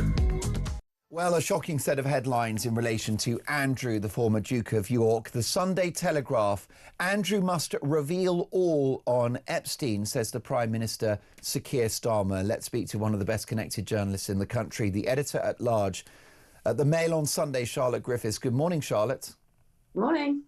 Well, the bad headlines keep coming. Is it now priced in that Andrew is a wrong 'un? Can any more damage be done to his brand? I think it is priced in, but I think more damage can be done. I actually do. I thought the Telegraph piece today was really interesting because it showed that courtiers behind the scenes at the palace are really exasperated and just think Andrew can't remember. So he keeps reassuring them, don't worry, there's nothing more to come. It's all going to be fine. Obviously, he protests his innocence and always has done. And then something else comes out. And so they've now sort of resigned themselves to the fact that Andrew just simply doesn't remember. He doesn't remember how many millions of emails he sent. Pictures were taken. I thought it was very interesting in the Epstein files when I saw Mandelson in his Y fronts. Yeah. That picture didn't appear to be taken with his consent. So I just wonder whether there are images or videos out there that Andrew didn't even know were taken. So how could he possibly know whether it's going to come out or not? And we know that at Epstein's lair, his New York townhouse, there was a room with lots of little screens in it, big screens, little screens, computers, and it looked like he was using surveillance to monitor people that came to stay at his house. We know Andrew used to stay there a lot. So the point is really, there could be any number of things to come out, and actually Andrew just simply has no idea. Now, as you've reported in the Mail on Sunday, Charlotte, it appears that the King, Andrew's older brother Charles, has brokered a deal with Andrew to accommodate him on the Sandringham estates, free of charge for the rest of his life. Is that a deal at which King Charles is going to have to think again? I don't think so. I actually think the King's been very sensible because he said privately, we have to stop Andrew from falling into the arms of another high-powered, influential, dodgy person like Epstein, maybe somebody in Bahrain, maybe somebody in the Middle East. The last thing we want is for this to ever happen again. So the King's actually thinking, I need to give him some amount of money and accommodation to keep him in the stables and where I can keep an eye on him, basically. And actually, Marsh Farm isn't very lavish. I know what you mean, because I would prefer Andrew to have absolutely zilts, nothing. But I think that he has to be contained somehow. And if he goes off to the Middle East and lives in some palace provided by God knows who, this could happen all over again in 10 years' time. And it might come at a price. The other question I've got for you in regards to the royal family, the dynamics, there was some suggestion that perhaps Anne, who's an influential figure within the family, felt that perhaps the treatment of Andrew was a little harsh. What do you know about that? Do you think that Anne is sympathetic to Andrew to a degree? I think Anne is sympathetic, and what I'm hearing is that Anne actually slightly fell out with King Charles, said he was being too harsh, he was listening to Prince William too much, he should be more sympathetic to Andrew and more conscious of his mental state. I think the King is conscious of his brother's mental state. I thought it was interesting how in the last 2 weeks, until Friday night when the Epstein files dropped, there was quite a lot of narrative leaking out from royal circles, from Norfolk, from Princess Anne and Prince Edward's camp, saying the King's gone too far, have some sympathy for Andrew. And I thought, gosh, are we going to see a moment where the PR tables actually turn and, you know, people actually start feeling sorry for Andrew? But then Friday came and that went right out the window. And in fact, if I was Princess Anne and her aides and the circle around her leaking out that kind of narrative, I'd be feeling a bit sheepish this weekend because I think the photos were so embarrassing. The message from Fergie talking about her daughter's love life, essentially, you know, it's all unbelievably embarrassing. And I think, again, the public just isn't going to feel any sympathy with Andrew. And is Fergie over now as a brand? Yes, this couldn't be more over. Even in the United States? Even in the United States? Possibly there might be some mileage in buying her up for a big interview, an Oprah-style interview, but she's done a million of those before.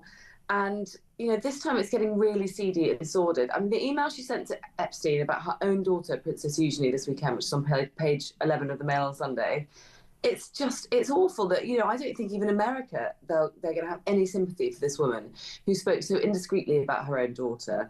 So I think maybe an interview or two, she might cash in for a bit, but I don't think there's a single brand. I don't think she can bring out any more teas or any more. Yes. What else does she do? I mean, teapots. The children's books.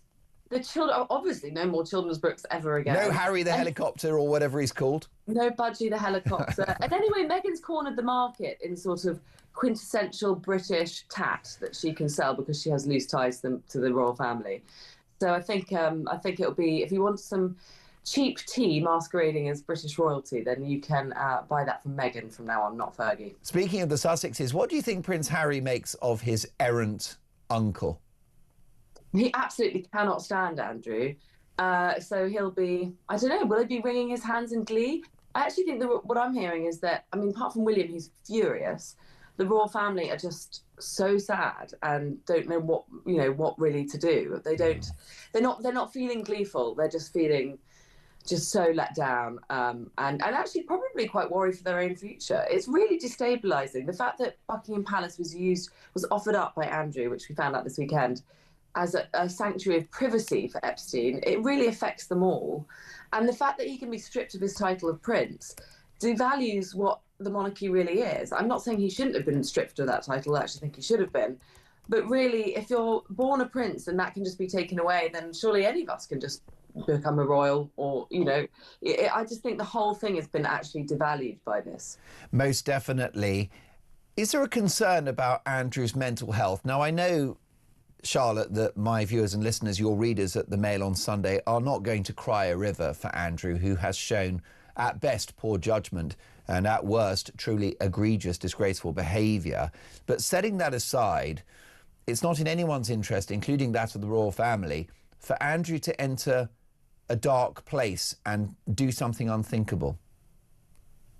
I know what you mean. I actually found myself thinking yesterday, imagining, I know this sounds awful, but I can actually see a world in which we have yet another basically suicide headline. And there have been a lot around the Epstein thing. Obviously Virginia, obviously some people say Epstein was murdered, some people think it was suicide. I think the manager of Tramp may have ended his life in a strange way. I do wonder whether we might see that one day, and whether, the world, the media, even the British public might think, oh God, did we go too far haranguing this man? And he has had his shotgun license taken away from him and his shotguns taken away from him, which makes me think there is something quite dark going on. Yes. And I know that his daughters and his grandchildren are a lifeline to him, and that usually is no longer speaking to him. I think Beatrice is, and I think Beatrice went riding with him, or her daughter went riding with him about a week ago. But if it gets to the point where he's completely isolated in Marsh Farm, and he's got nothing but his Sky television dish, which was installed a couple of weeks ago, and no contact to the rest of his family, I do wonder whether the low ebb could become a dangerous place for him. And perhaps that's what Anne was on about when she said, look, don't push him too far. And I know that Fergie is definitely in a really, really bad place, and people are very, very concerned for her, and she's cut off contact with Andrew. So, yeah, when does a witch hunt become sort of dangerous territory, I suppose? That's interesting. So Sarah Ferguson has pretty much cut off contact with Andrew. That relationship appears to be over to all intents and purposes. What about the girls, Beatrice and Eugenie? Could they unilaterally dump their father, do you think? Is that possible? Well, I think that's already happened. I think Eugenie already has unilaterally dumped her. Really? Wow. And I actually think if she reads that email from Fergie today on page 11 of the MOS, I think she'll stop talking to her mother. It's horrendous to talk about. You actually think the girls could dump both parents, conceivably? Yeah, definitely. I think Beatrice less so, because for some reason she's always had these blinkers when it comes to her father, and her father, Andrew, always protests his innocence, and she tends to believe him. However, Eugenie is a much more grounded individual. I've met her a few times. She's quite normal, actually, as princesses go. And I just think she sees the reality of the situation. And she runs the Anti-Slavery Collective, which is, a charity against trafficking of women and girls. So she's knowledgeable on the subject. I think that's the definition of awkward. Charlotte, before we let you go, one final thought, which is about the haranguing of Andrew. It's important to stress he denies any serious allegations. He's never been convicted of a crime as such. Is he a man more sinned against than sinning? Look at the allegations following this recent data dump regarding the Microsoft founder, Bill Gates. Now, this is a guy that reportedly, according to this data dump, picked up a sexually transmitted disease from having relations with young Russian girls, and an allegation that he asked Epstein for advice on how to get antibiotics for his STD and how he might sneak those antibiotics into the food of his then wife, Melinda Gates, without her knowing. Now, he denies those allegations, but those allegations are wild, and frankly, anything that Andrew may or may not have done pales in comparison. Gosh, well, if I was clutching at straws and I had to compare the two men, yes, Bill Gates comes across worse. But the reason is because Andrew's wife / ex-wife, life partner, Fergie, was in on the whole thing and going along for the ride and enjoying the free money and turning a blind eye to all the dodginess that was going on. Whereas Melinda Gates, obviously, had a moral compass. So, you know, I suppose Bill Gates had to resort to those horrendous, dastardly tactics, if they are true. Whereas I guess Andrew was out in the open with Fergie. He said, this is my lifestyle, come along for the ride, cash in if you want, this is what I'm doing. So he had that luxury, which Bill didn't have. A treat and a privilege to have you on the show, Charlotte. You've delivered a cracking paper today. This is today's Mail on Sunday. Not just that Angela Rayner exclusive, but Epstein Files, Monsters Sex Empire was honey trap bankrolled by the KGB. Was Andrew Vladimir Putin's useful idiot? This is a voice note from Pauline on Andrew. From Salford. Prince Andrew, he's just a fool to himself, but he is being hung out to dry by the Americans. And Starmer needs to keep his mouth shut or make sure Mandelson testifies as well. He can't have it both ways. He's obviously covering something up. But that's Starmer, isn't it? Sooner we get him out, the better.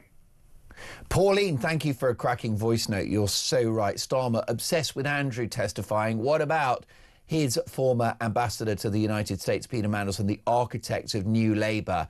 The Prime Minister deafening in his silence regarding Mandelson. Well, that's a problem that won't go away. Next up, Liz Truss says that Reform UK is being infiltrated by the establishment. So will Nigel Farage deliver for Britain, or will he be thwarted by the bureaucratic blob? I'll be asking Ben Habib next.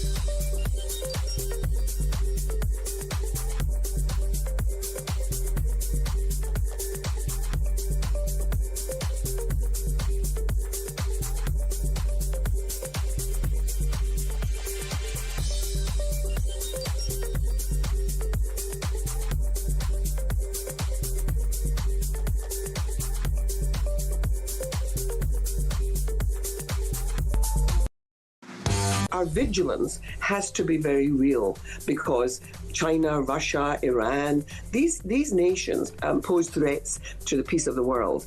And yes, you can work at one level with them, but you have to be very canny about the ways that they can pose threats. I have no objection to Keir Starmer, the Prime Minister, going out and taking part and bringing with him business people who want to have their items sold in China. You have to really talk straight and be very clear about the things where we just will not remain silent.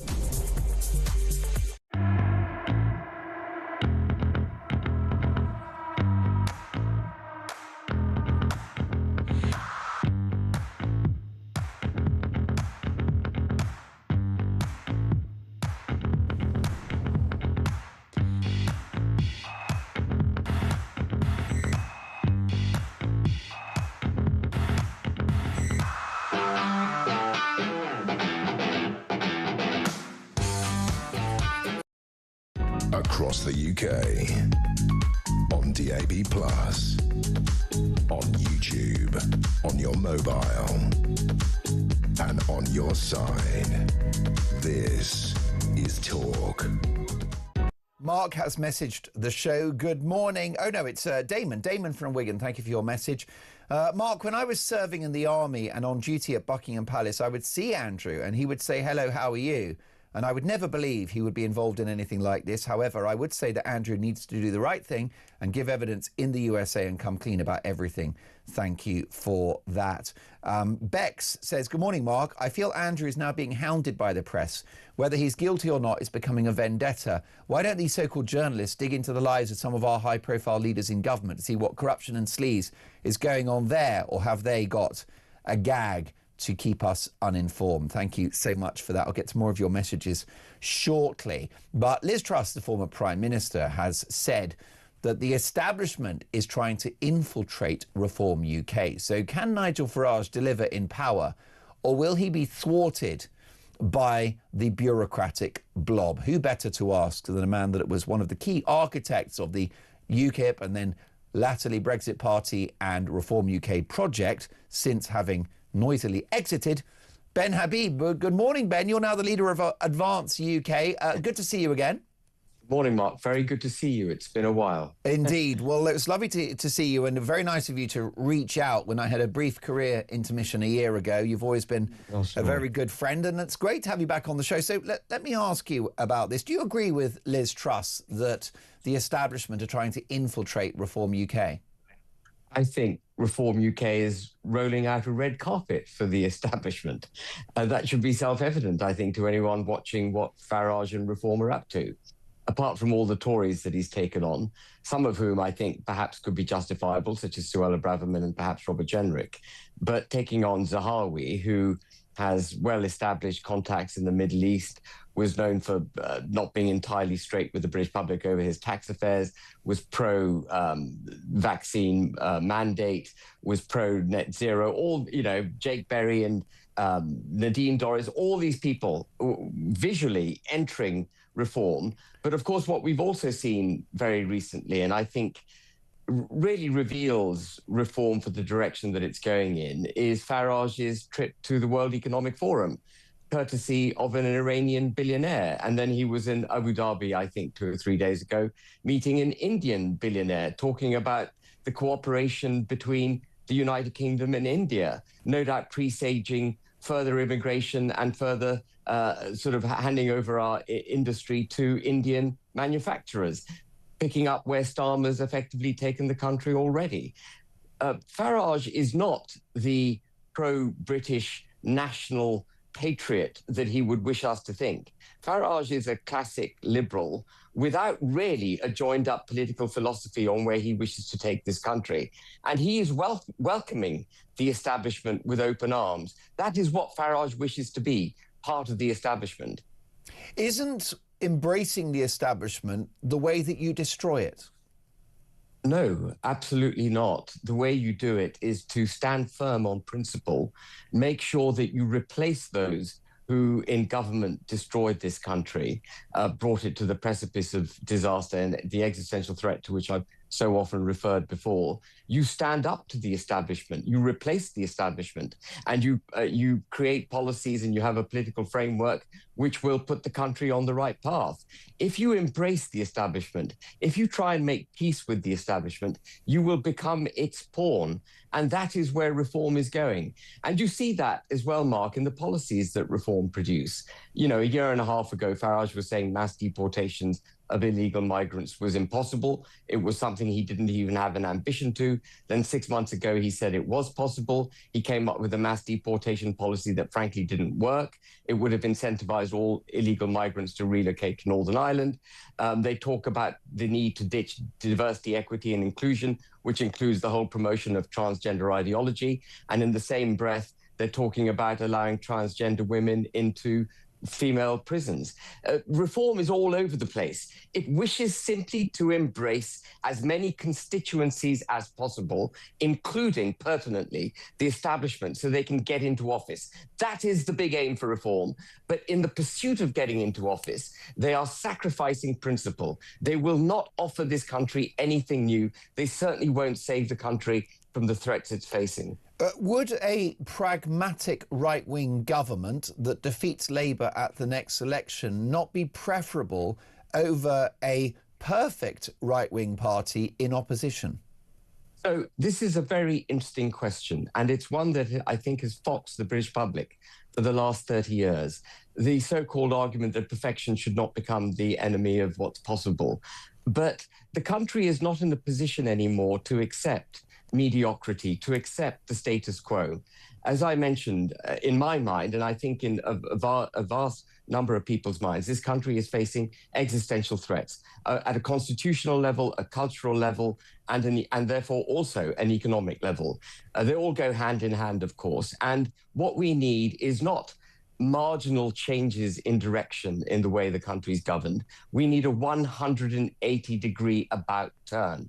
And that is going to require extremely brave ideas, radical ideas, capable people, people who have fortitude and are prepared to speak their minds and hold their ground. And that will not happen through some kind of mishmash of what's gone before in the pursuit of power. It's simply not possible. Dee in Devon has messaged the show, Ben, and Dee says, good morning, Mark. She's got a bit of tough love for you, Ben, on a Sunday morning. She says, you need to get over yourself. She says, Ben is further splitting the vote on the right and he will help Labour stay in power. He needs to combine with reform, not endlessly try and undermine it. I understand your reservations about Nigel Farage, and I agree with you, Ben, that there will be hell to pay if he bottles it in office. But would you not reserve your words of ire less for Nigel Farage and more for Sir Ed Davey, Keir Starmer, John Swinney and Zach Polanski? Aren't they your political opponents rather than Farage? Every single political party is my political opponent. I wouldn't have set up Advance UK if I felt there was a party in which I would be at home. But the real problem with reform is that it carries the torch of hopes and aspirations of the British people. And if they get into office, and if, as I suspect they would, destroy the country completely, then what people like Starmer and Ed Davey will be saying is that, look, we gave you your right-wing government, we gave you the pro-British government you wanted, and what a disaster they made of it. Let's rejoin the EU, let's take down our borders, let's gold-plate net zero, and the British people will just have to wear it because your so-called hero, Farage, failed. And actually, I think Farage presents a bigger threat to the United Kingdom, in part because of that, but also in part because I think he is genuinely incompetent. And you see that through the mass immigration, mass deportation policy that I just described. He would have literally have thrown Northern Ireland under the bus of mass illegal migration. They haven't got joined up thinking. Now, I'll just say to Dee that Dee needn't worry about the splitting of the vote at the moment. What's critical is that the arguments made that are required to save this country, win those arguments with the British electorate, and let's see what happens in the general election in 2029. Ben, a delight to see you again. Thank you for making the time. We'll catch up soon. Leader of Advance UK, Ben Habib. But this is Talk Breakfast. More to come.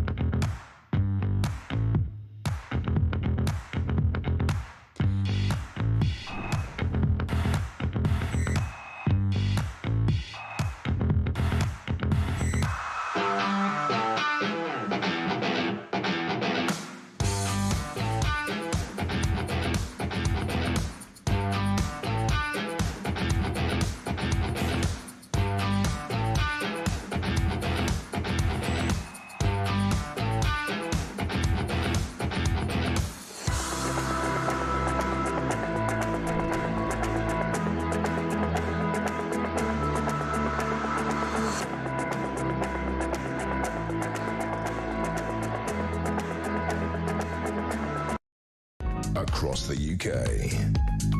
On DAB+. On YouTube. On your mobile. And on your side.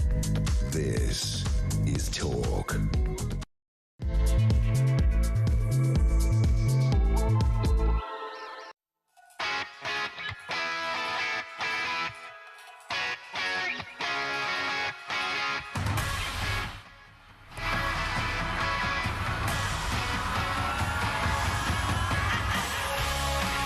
(8:02) and this is Talk Breakfast. Mark Dolan with you until 10 a.m. Breaking this morning, there is worse to come. Andrew Mountbatten Windsor brings fresh disgrace on his family, the monarchy and the country.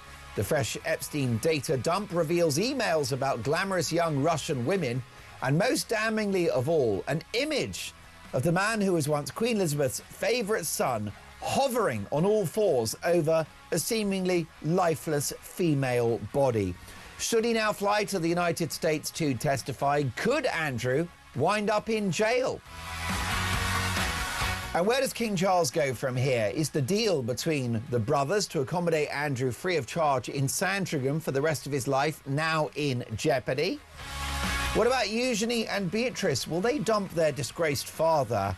And what about Sarah Ferguson, the shameless grifter, also quoted in the Epstein emails, who may have introduced the paedophile to Andrew in the first place? Well, it's the interview they all wanted in a Talk Breakfast exclusive. We're joined live at 9:30 a.m. by Andrew Lowney, the fearless journalist whose book entitled was The Beginning of the End for the Former Prince. Andrew Lowney, live on the show in a Talk Breakfast exclusive at 9:30. You won't want to miss it. Meanwhile, Liz Truss says that Reform UK has been infiltrated by the establishment. So will Farage deliver for Britain if he wins power? Or will he be defeated by the so-called bureaucratic blob? And the ginger growler roars again as former Deputy Prime Minister Angela Rayner plots a political coup to unseat Sir Keir Starmer, fuelled by a £1 million war chest. We've got the inside story, but my question to you is a simple one. She's obviously a better performer than Starmer. She's got some personality. She's got an admirable backstory. But would she be a better Prime Minister than Starmer? What do you think? Let me know your thoughts. I need some help with this. 03444991000. Text the word talk and your message to 87222. Send us a voice note. You can listen to us on DAB Plus in-app and online. But you can also watch the show. It is a television product. And so all you do is head to YouTube, search Talk, and up we pop. As the saying goes, let's talk.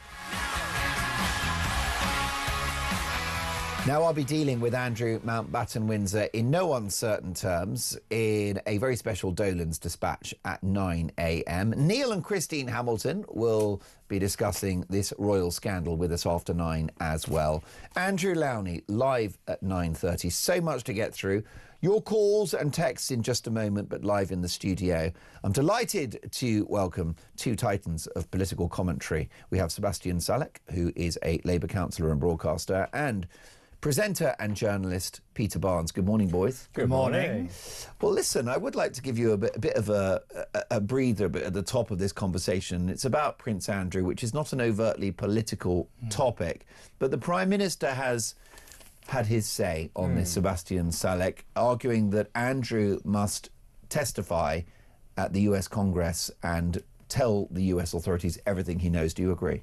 It feels like the right thing to do, doesn't it? I mean, this just gets worse and worse and worse. And who would have thought, where we were a couple of days ago, that it could have descended even further? But there we are with those haunting images that came out in the last tranche of dispatches from the Department of Justice. So, look, I think he's got to do the right thing by his victims, and he's also got to do the right things, and this is, of course, secondary to his victims, by the royal family, whose existence relies on their public perception. And I'd like to see them continue to exist. However, if he goes to Congress and testifies, would that not be an effective kangaroo court?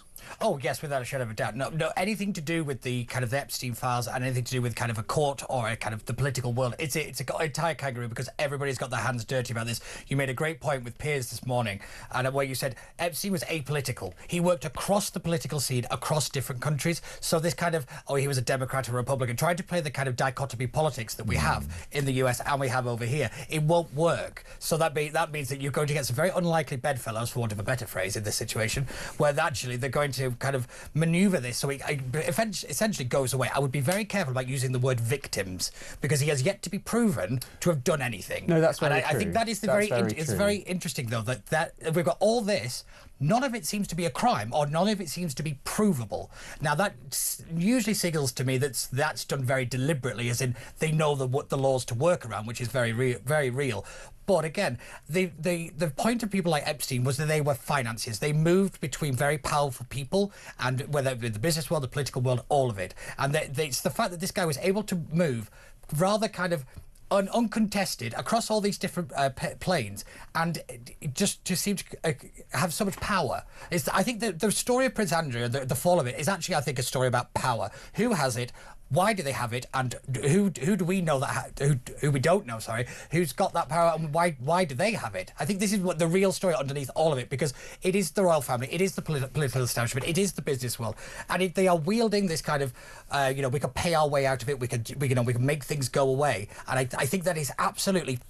It's obvious that it's been going on, but to see it to this level and to the level that it's got to in terms of the establishment is absolutely extraordinary. And I think we have to learn some lessons. But the way we're going about it, I think this is going to turn into a kind of kangaroo court, even in our own conversations about it. See, I would challenge that, because, I mean, speaking about going to Congress specifically, I don't think it's a kangaroo court, because I don't think it's a court. It's just an opportunity for Andrew to answer questions, much like he did with Emily Maitlis all those years ago, and that's what he's avoided doing. Well, exactly, and that's what he's avoided doing for so long, as he might argue, for good reason. Because he's not particularly good at it. The House of Representatives they do it through a committee, and they do have legal powers. This is the thing, that it's not like Parliament really. They are a court, and they have the powers to compel. They have the powers of lying to Congress as an act of contempt and all this kind of stuff. And I think because of how Andrew is, the reason he did that interview was to avoid going to Congress and to give evidence because of how terrible he would be. Sure. I think that was actually the idea behind it.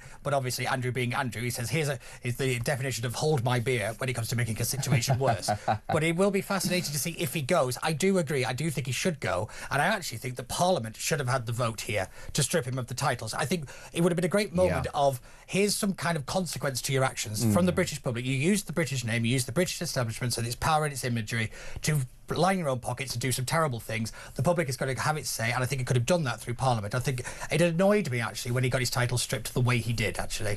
That's interesting. I agree. It wasn't unilateral enough. It was just he's able to... the agreement was, in a discretionary manner, he wouldn't use his titles. That's not the same as being stripped of them. Same treatment for Harry and Meghan over in Montecito.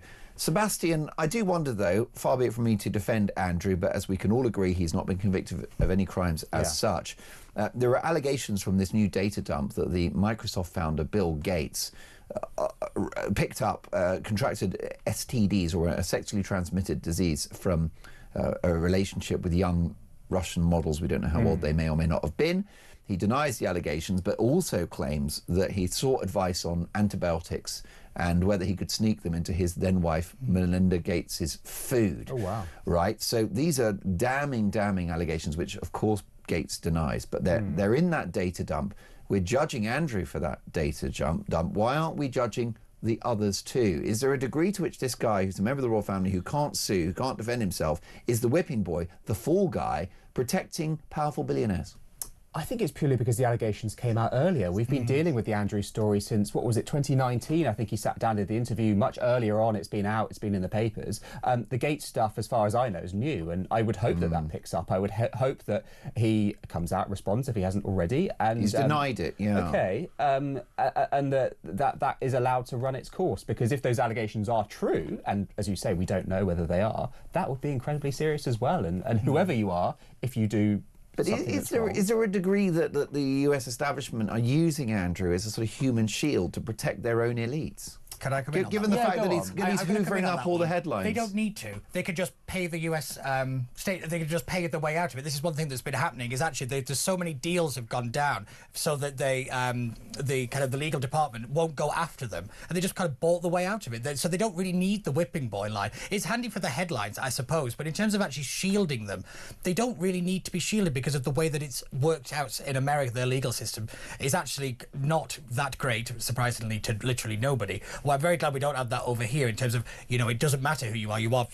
You can't buy your way out of it legally anyway.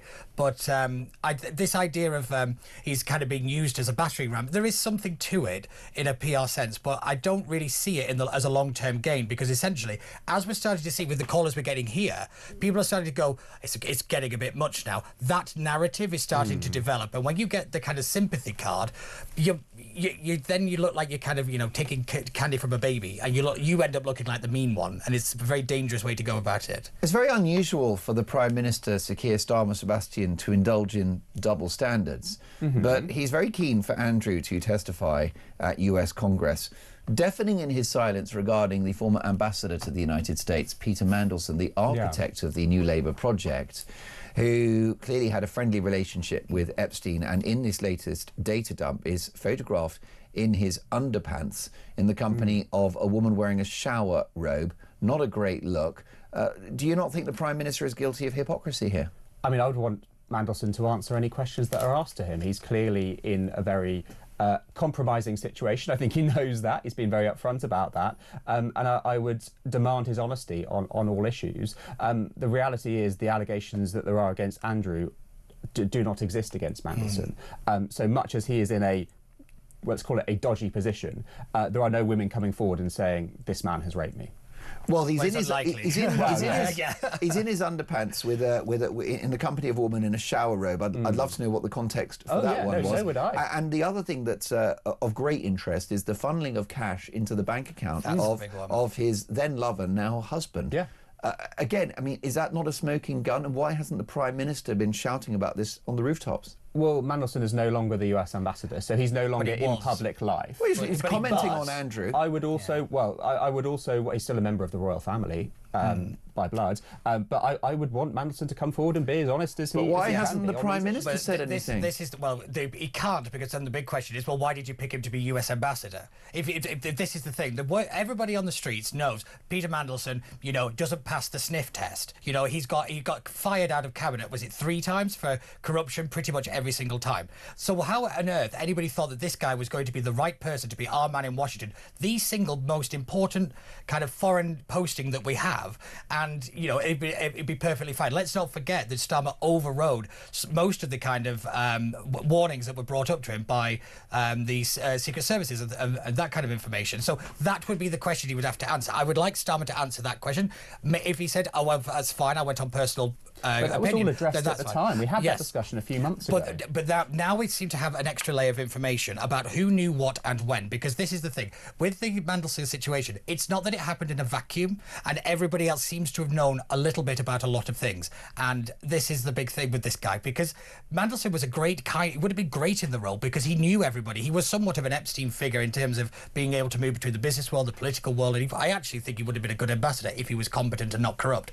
But we will have to find out. But Starmer needs to get back to that. Do you think the Prime Minister knew that Mandelson's partner took money from Epstein? I don't, whether that specific claim, I don't know, but I would like to know what the MI5 and MI6 told them specifically about why he was not fit for the job, because that's all we've ever really been told. What was their evidence to say that he shouldn't be doing? And the Prime Minister overrides that. There was a massive story in September, October time. That's come and gone. He's no longer the ambassador. But, I mean, I could have told you prior to this data dump that Mandelson was a wrong un, because this is a guy who brought disgrace and shame and sleaze on the new Labour government many years ago. And I think it's a sort of shocking an example of Starmer's judgment to have appointed him in this role, just given what happened during the Blair years. Well, you could say the same for Nadim Zahawi, for example, was massively disgraced as a Tory, has now walked into reform with open arms. Isn't Nigel Farage making a big mistake by accepting somebody who clearly is tarnished? This happens all the time in politics. Yeah, I don't think it's specific. Perhaps you're right. But that is the problem. It's just saying, this is the problem, so everybody gets to do it. It's not the point. You can hold everybody accountable for the same thing. Is that always two wrongs don't make a right? right. Well, no, but I've said that Nadeem Zahawi is compromised, and Peter Mandelson is compromised. Most politicians are, because we don't hold people accountable, and we kind of explain it away as, oh, this is just the political world. We have to enforce the law, enforce standards, and if these people are wrongers, we either put them in prison or we kick them out of political life. We don't Is that do the answer? Yes. I come with no if you're answers a wronger, on this one. out. Do you think the second would you acknowledge that Starmer was wrong to appoint him as an ambassador and wrong now not to urge him to go to Congress and testify as he's asked Andrew to do? I think with what we know now, it was wrong for him to appoint him as ambassador in hindsight, and I think Starmer at the time has said that. At the time, we don't know what he knew, so it's impossible to comment on that. Well, his activities during the Blair years was surely enough to preclude that appointment. I don't think so, because I do believe in rehabilitation. I think you should be allowed to be given second chances. I don't think some dodgy dealings back in the noughties means you should commit political harakiri and never be seen in public. Do you again. condemn the Prime Minister for not speaking publicly about Mandelson in the aftermath of this data dump, given that he's got a strong view on Andrew? In this most recent data dump? No, because again, he is no longer the US ambassador. If he were still in post, this would be a very different story. He's a friend of Starmer's. He's a significant Labour figure. Why has he been so silent? In name only. He was the architect of New Labour. Of course, yeah. 25 years ago, I was in nappies when that was happening. This is 2026. And he's a Starmer insider. That's why he got the US job. He's in no political role at the moment, so he's completely irrelevant in public life. But why couldn't Starmer say, I'm shocked at these allegations about Peter Mandelson? Yeah, I know. It's fascinating. I just want to pick up on something you just said then about him being in political life, because as far as I know, he's actually just been disengaged. He's not actually been fired. He no longer has the role, but you don't get fired because they can't find a legal reason to fire him. This seems to be the big problem. And this is why everybody goes rather annoyed that he's still getting paid. Sure. So there is a big problem with him being... That is an issue. It's but the point is, he is the not entire problem. US ambassador. We have a new US ambassador. You're right. He's not US ambassador, but also Andrew... He's still taking money. No, but he's not US ambassador. Yeah. Well, Andrew is not Prince Andrew Yes, anymore. but you can see how... Andrew's out of office too. The royal family is decided by blood. And whether you have your title stripped, you are still a member of that family, and ever shall you be so. You can fire someone from political office, he's not frontline and they go anymore. from in the job to no longer in the job, and they become a civilian. Yeah, it is not possible for a royal to become a civilian in the sense that they will always have, for want of a better word, royal blood. So your argument is that he's, whilst no longer the Duke of York or Prince Andrew, he's associated with the royal family. And always will be. Okay. And Peter Mandelson is associated with the Labour Party and always will be.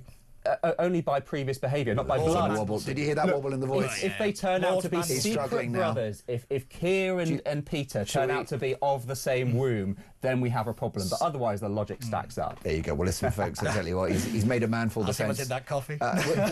We're going to talk about Ange next, Big Ange, because this is huge. And I'll be honest with you, it was so true what Perry said earlier in a voice note, which is that actually we need to be serious about this Angela Rayner story because it's going to affect the country, right? What's happened with Andrew isn't going to affect the country, but this could be Britain's next Prime Minister. It's not impossible, folks, that Angela Rayner will be the Prime Minister of this country before May, right? That is not a conspiracy theory, and I'll explain why after this.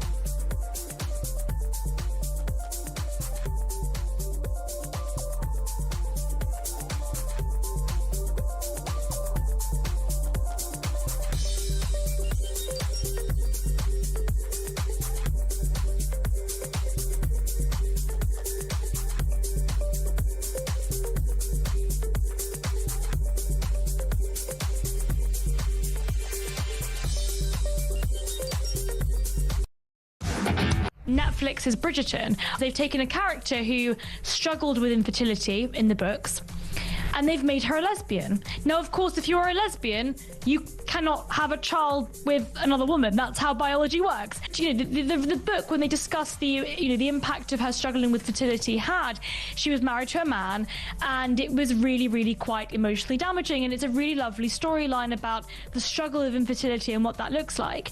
And then they took that and made her a lesbian.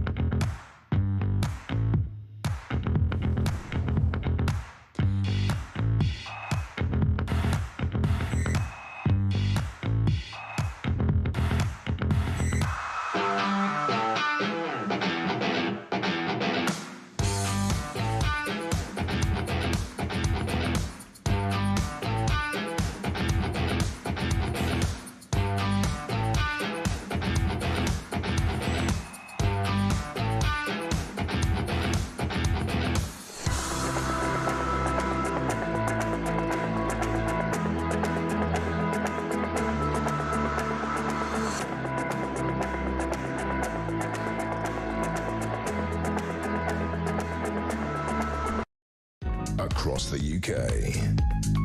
On DAB+, on YouTube, on your mobile, and on your side. This is Talk. You are listening to Talk Breakfast. Mark Dolan with you until 10 a.m. It's the interview they all wanted. Andrew Lowney, the man behind Entitled, the book that was the beginning of the end for Prince Andrew, joins me live at 9:30 a.m. in a Talk Breakfast exclusive. Your calls shortly, but a massive story on the front page of the Mail on Sunday. Rayner's war chest, the former Deputy Prime Minister Angela Rayner, reportedly having put together a financial war chest of £1 million to unseat Sir Keir Starmer. She's got more personality. She's got a compelling backstory. She makes headlines. But is she a person that would be a better Prime Minister than Keir Starmer? Here's a voice note on this from Nick. Morning, Mark. It's Nick from Loughborough. There is one advantage of having Starmer ousted by an even further left-wing version of himself in the guise of Rayner or Miliband or Burnham, and that is that it will further hasten the demise of this disgusting administration. Have a good day, Mark. Nick not pulling his punches. What about Jeff? Morning, Mark. Jeff in Birmingham. Angela Rayner cannot be trusted. She avoided paying the correct stamp duty on a property. Has she paid it back yet out of a £1 million war chest? If she gets into power, Mark, she'll be as corrupt as everybody that's in a position of power. Don't trust the woman. Keep those voice notes coming, and my number is 03444991000. I'm taking your calls back-to-back, rapid fire at 8:45. Book your place on the show. Sholape is going to take your call. With me in the studio, I'm delighted to have Sebastian Salek and Peter Barnes, political commentators and broadcasters from either end of the political spectrum. Well, where do we start, Peter? Angela Rayner is a better politician than Keir Starmer. Would she be a better Prime Minister? I think she'd be about the same. I agree she's a better politician. She's definitely a Westminster operator. She's very good at the game, as we call it. Like, she knows where the levers are. She knows how to smooth. She's got the money behind her. She's always had the trade union movement relatively behind her. She's the girl, for want of a better phrase. She's always been pushed. It's how she rose through the ranks of the Labour Party very quickly. I do think that the last voice message about the kind of the stamp duty, that's a smell that lingers. Every time the woman has a news story with money in it, that is going to be the story that follows her around. It's whether the Labour Party will, the higher ups of the Labour Party will actually kind of want to swallow that, or whether they think they can swallow it. Because realistically, this isn't about what the country thinks. This is about what members of the Labour Party think, what the Labour MPs think. So with 20% of them signaling that they're willing to kind of trigger this kind of entire circus, it was interesting to see where that lot will fall, because let's forget, they're the ones that decide whether Starmer stays or goes.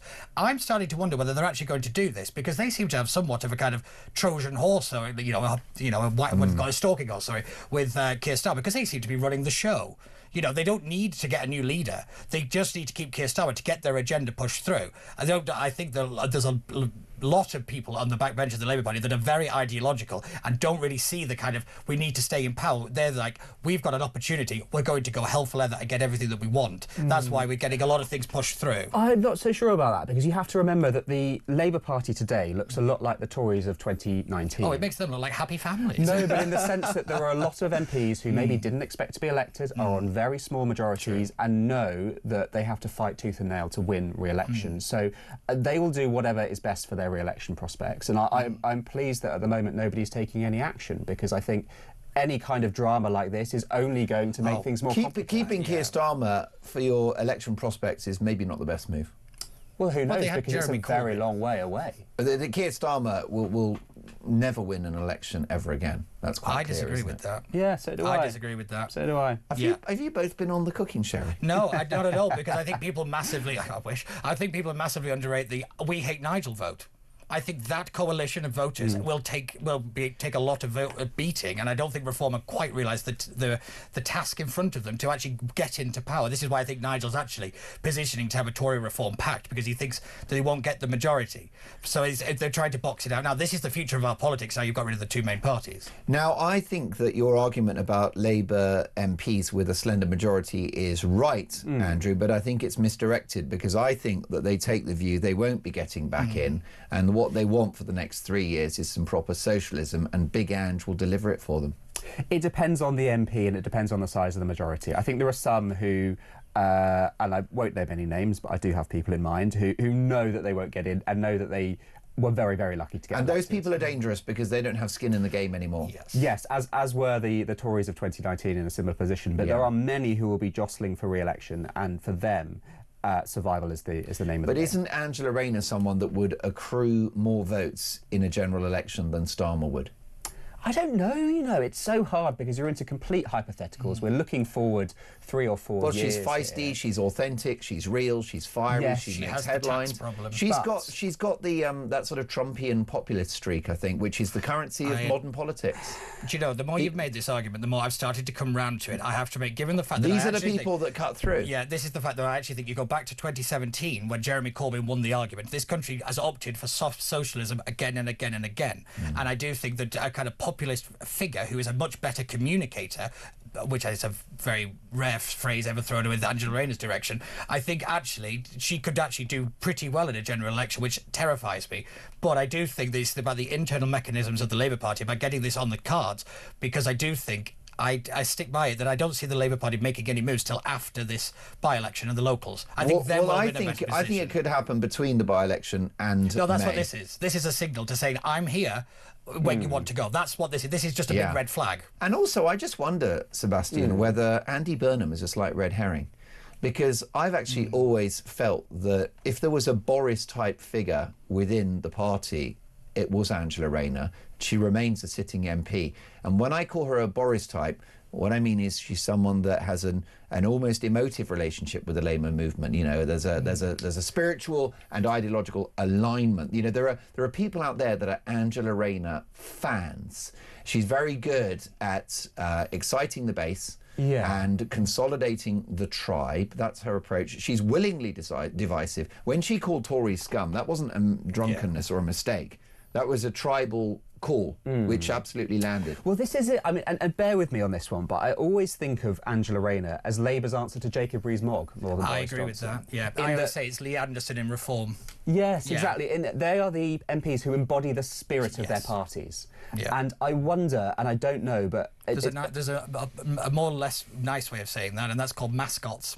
That actually she's somewhat of a mascot for the kind of middle-class intelligentsia left that run the Labour Party. Look, we've got the working class one, and notice how she got all the terrible briefs when she was Deputy PM, the housing one, that, she got all this stuff that was going to be dumped on her, which was politically I just think she's somebody who embodies toxic. the values of the party. And the question is that going to float outside of the party? And it's quite hard for me to say, because I sit within the Labour Party. I'm not a non-voter in the East Midlands who's never really thought about politics before. Those are the kinds of people that you've got to bring on side if you want to win an election. And the jury's out as to whether she can do that. That's the her by-election challenge. will be a big test, because obviously it's a very safe Labour area. It's a strong seat for them. So how well they retain that, or how badly they don't lose, I think will be the best indicator as to whether Starmer actually goes. Because if they don't lose by that much, he's relatively safe. In a weird way. Yes, but I always would doubt by-elections because they are so localised. Particularly this one. It is the opinion of a cohort of voters in Manchester, and that does not speak for the rest of the country. True. The turnout is always the big indicator in by-elections, because if loads of people are turning out, that means that there is actually a kind of political movement within the country so far before a general election. That's what you look at. Well, I took a call earlier. Phil Dave, was it Graham that called earlier? But it was a very interesting call, and a man that's on a Facebook account of a couple of Labour figures, and he's hearing, Peter, that this could be Rainer Miliband dream tickets? Oh, they've been teaming up for quite some time. When she was Deputy PM and obviously he's Energy Secretary, there is this movement within the Labour Party. It's got, I think, Sadiq Khan is involved in it, and this kind of the pro-net zeroers, and there's kind of much more kind of modern progressive streak within the party, because you're right, the Labour Party is very, very factional. I think people often forget that. Obviously, you got the five family style of the Tory party, but I've always said that when the Labour Party decides to turn on itself, that is going to be past the popcorn, because it's going to make the Tories look like a church service. It's going to be rather I think it's ridiculous. less about net zero and more about, as you say, the factions. So this is what's now called mainstream. It used to be Open Labour and a few other groups on the soft left of the party, and I wonder whether they will have a bit of a resurgence. Is it Blue Labour? They seem to be making a bit of a they've made some noise, but then we haven't seen that much from them in the end. They've got Morgan McSweeney supposed to be their guy, and he's chief of staff, so I don't think that's anything to sing on about. Well, I think they've got Keir Starmer, because compared to Rayner, he's on the right of the party. For them, he'd be the lesser of two evils, I suspect. Oh, definitely. Well, listen, folks, an interesting conversation. I'm going to be taking your calls on whether Rayner would be a better Prime Minister than Starmer at 8:45. Looking forward to that. Chris, Jeff, Kevin, Simon, Heather, David and many others. So join that conversation. Give Charlotte a call right now, 03444991000. Should we take a voice note from Christopher? Good morning, Mark. Chris from Epsom. I'm a bit disappointed because I missed the first half hour of your show. But I'm more disappointed about the choices that the Labour Party have as leader.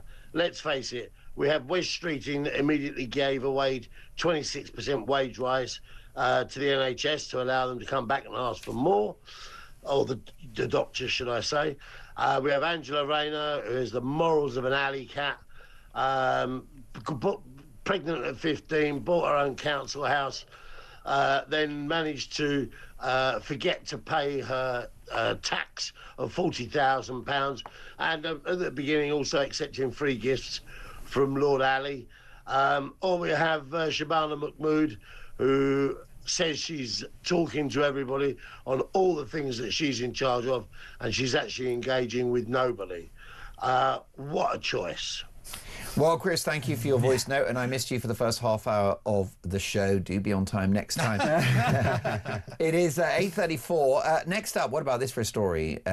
New research published by the Sunday Express has revealed that 6 million workers would be better off on benefits. That's 1 in 4 Brits working full-time who would be better off on the dole. We'll discuss that next.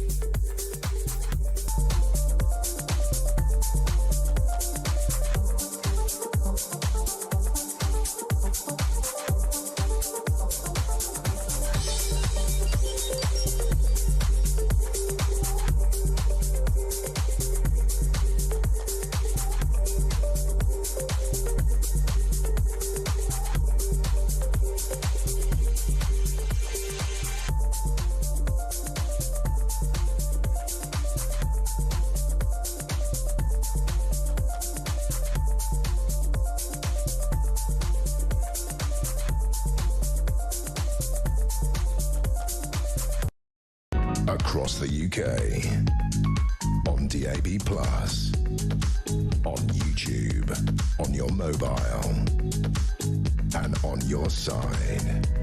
This is Talk. 8:37 Talk Breakfast. Sunday Express front page. 6 million workers would be better off on benefits. More than 6 million people in full-time employment would be better off on the dole, according to analysis which warns of a surge in claims. The research has triggered fears that Britain is currently at risk of turning into a welfare state with a bankrupt country attached. Workers on modest wages would receive more money from welfare than their post-tax salary if they could persuade doctors to sign them off, and they claimed a combination of out-of-work and health benefits, according to the Centre for Social Justice. Sebastian Salek, your reaction?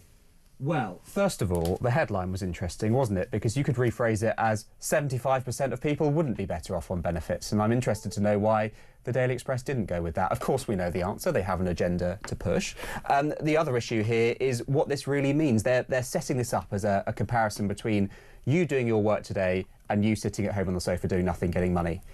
Which is not the reality, because if you are, as the Express reports, on universal credit for ill health, with housing benefit and personal independence payment, you are disabled or long-term sick.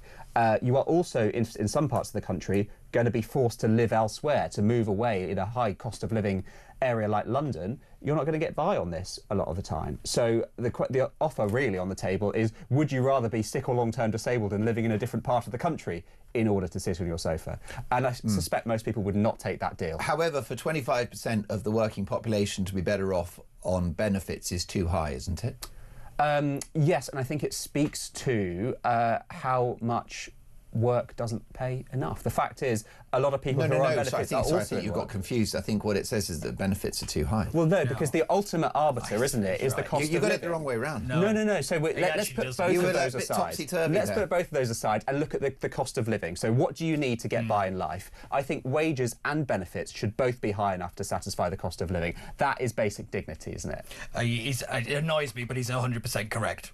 The problem is we have continually attacked this problem as bring down the benefits bill rather than lift up wages and actually grow the economy.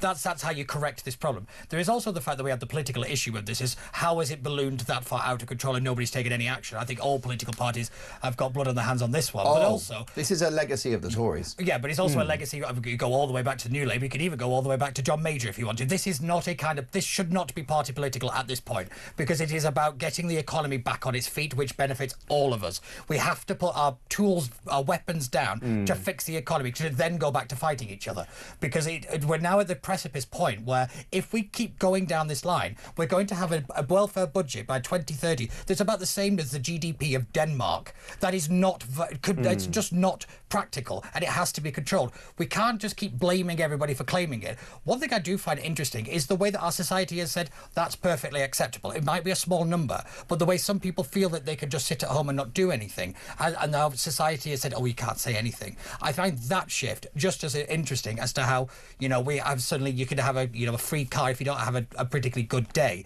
I think that all of it is very interesting, and all of it needs to be tackled. This kind of idea of it's all one thing or it's all one of this. Well, I agree. It doesn't work. Sebastian, if I think of any of my audience that are blind, or physically handicapped, then for me it's money, no object. And that's why not only do I pay my taxes, with consent, I pay my taxes enthusiastically. Yes, as do I. For folk who cannot see, folk who have hearing loss, folk who are in a wheelchair, lost limbs. I get it, and I couldn't be more enthusiastic to support those folk.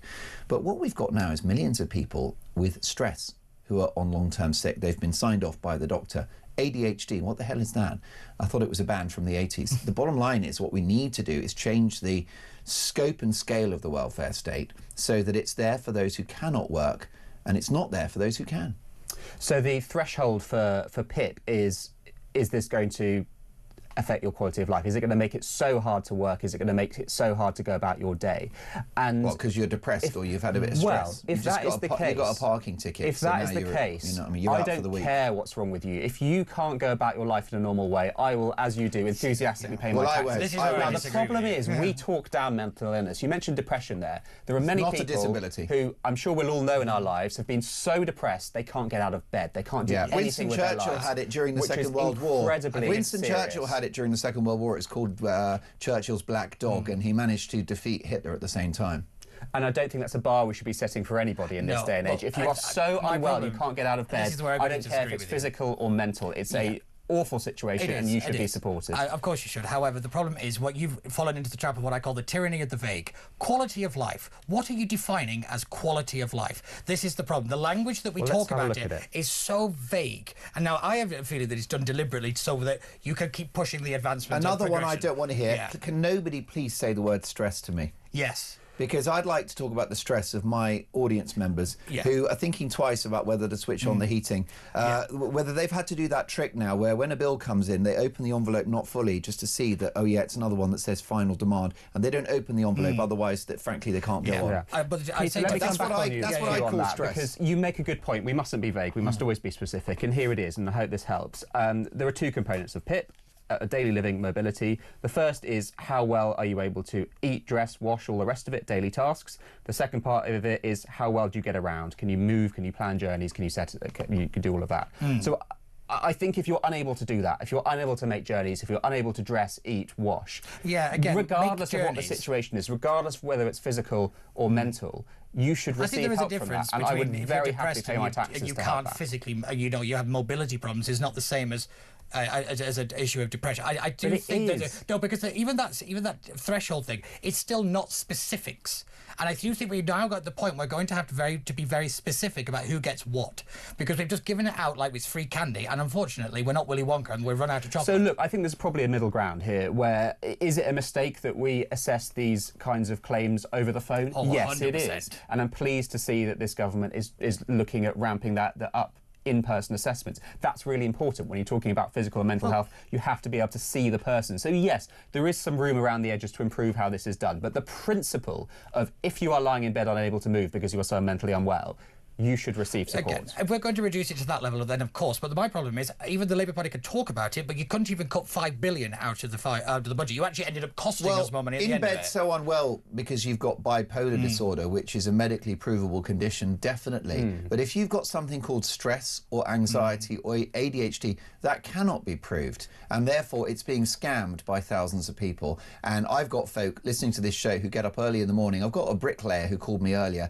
and he's basically destroyed his body. He's 64. He still works in all weathers, and his precious hard-earned cash goes towards some people who could work but don't. That's got to change. See, this is the problem, and this is the problem with The Express, a working-class paper reporting a story like this, because you were talking about making people fight each other. This is an instance of that. It's pitting working-class people against working-class people. Yes, no. And that it's not pitting Peter. It's not pitting against each other. I'm on a roll here. Oh, go on. Let's pit working-class people against working. I want to. If you go actually into most working-class communities, I come from one, they can't stand people that sit at home on benefits. Thank you. They are one of the biggest advocates against the welfare budget. And then what are you distracting from? If you are a wealthy newspaper owner like the folks I'm not really interested in the games. I'm interested in this story. You can play games about the media. I'm not playing games. Because this I'll talk about the Guardian and the fact that you don't because this is the fundamental of how our society and how our fourth estate works. Again, well, just move the big problem away of the Labour Party. I also stoking this argument. Well, this is exactly my point. This is not a problem of Labour's making. No,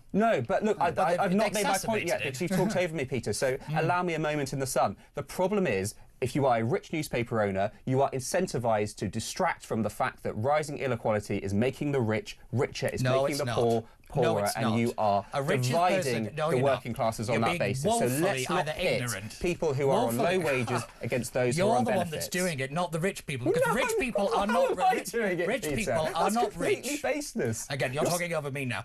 Well, that's because you are making allegations against me, Peter, that are completely unfounded. I find that incredibly rude. Well, good, because you're correct. I'm doing it the nicest way. This is very important. How am I pitching the working class against the working class? Because what you're doing is telling people that they're poor because that guy is rich. That is not correct. So how is that pitching the working class against the working class? Because there are certain levels of the working class. It's not just one big body. Okay. It is really Let me repeat myself because I've not made myself clear. I am saying we should be pitting the working class who are angry against those who are getting richer. That's who we should be angry about. That's not what we should be. Yes, it is. I'm talking about newspaper.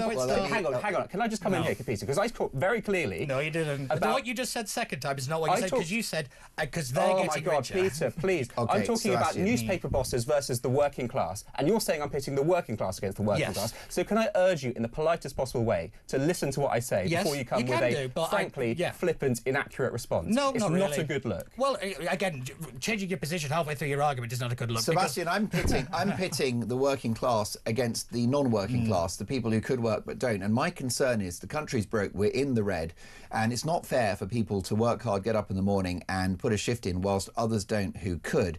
And there's a whole raft of so-called conditions like stress and anxiety that are being exploited by people. Yeah, we probably agree on it's that. a hot mess. And where I'm offering the empathy view, which is I want a robust welfare state that's there for people who are getting 10 epileptic fits a day, who are physically disabled, who are blind, who are deaf. And those people are actually sometimes fighting to get accommodation that they need. Meanwhile, there are there are so many stories of teachers and nurses off sick for 6 months or a year on full pay with so-called stress. What the hell is that? So are you saying that we should lower the threshold for who gets benefits, or that we should assess people more accurately? I would lower the threshold, because in the end you can never... that's where we disagree. And I'll tell you for why. Because you will never prove what stress is.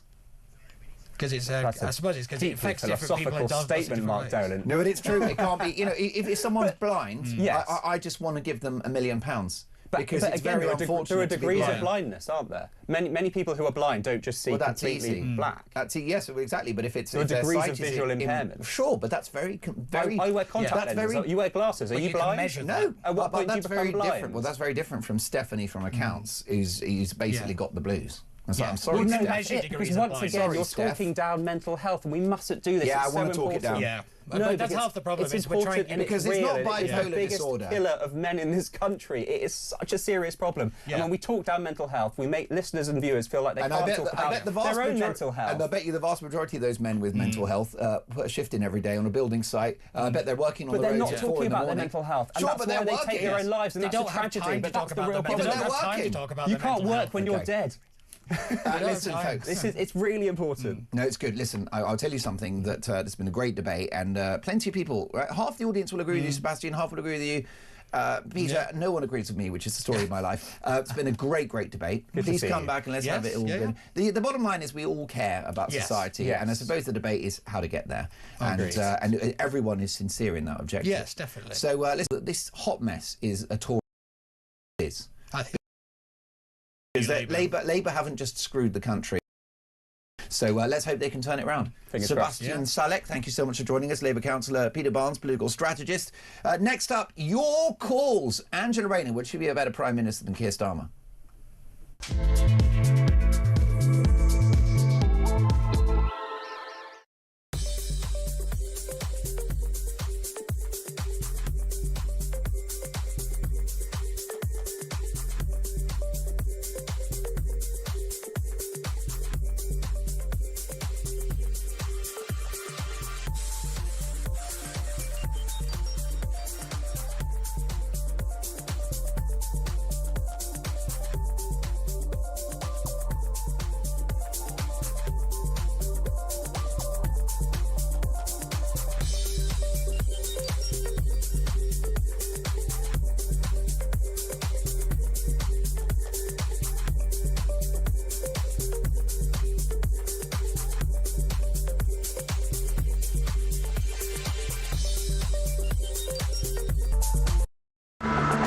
Netflix's Bridgerton. They've taken a character who struggled with infertility in the books, and they've made her a lesbian. Now, of course, if you're a lesbian, you cannot have a child with another woman. That's how biology works. You know, the book, when they discuss the impact of her struggling with fertility she was married to a man, and it was really, really quite emotionally damaging. And it's a really lovely storyline about the struggle of infertility and what that looks like. And then they took that and made her a lesbian. Across the UK, on DAB+, on YouTube, on your mobile, and on your side. This is Talk. You're listening to Talk Breakfast, 8:51. Andrew Lowney, the man whose book was the beginning of the end for Andrew, Prince Andrew, of course, Duke of York formerly. He joins me at 9:30, and I'll be dealing with Andrew in a special Dolan's Dispatch at 9 a.m. We'll also get reaction from the fearsome political double act that is the Hamiltons. Neil and Christine Hamilton on the show after 9 o'clock, and Andrew Lowney waiting in the wings. But most importantly now, it's your calls. Let's take a voice note first from Christopher regarding the Labour Party, if we can. Luke?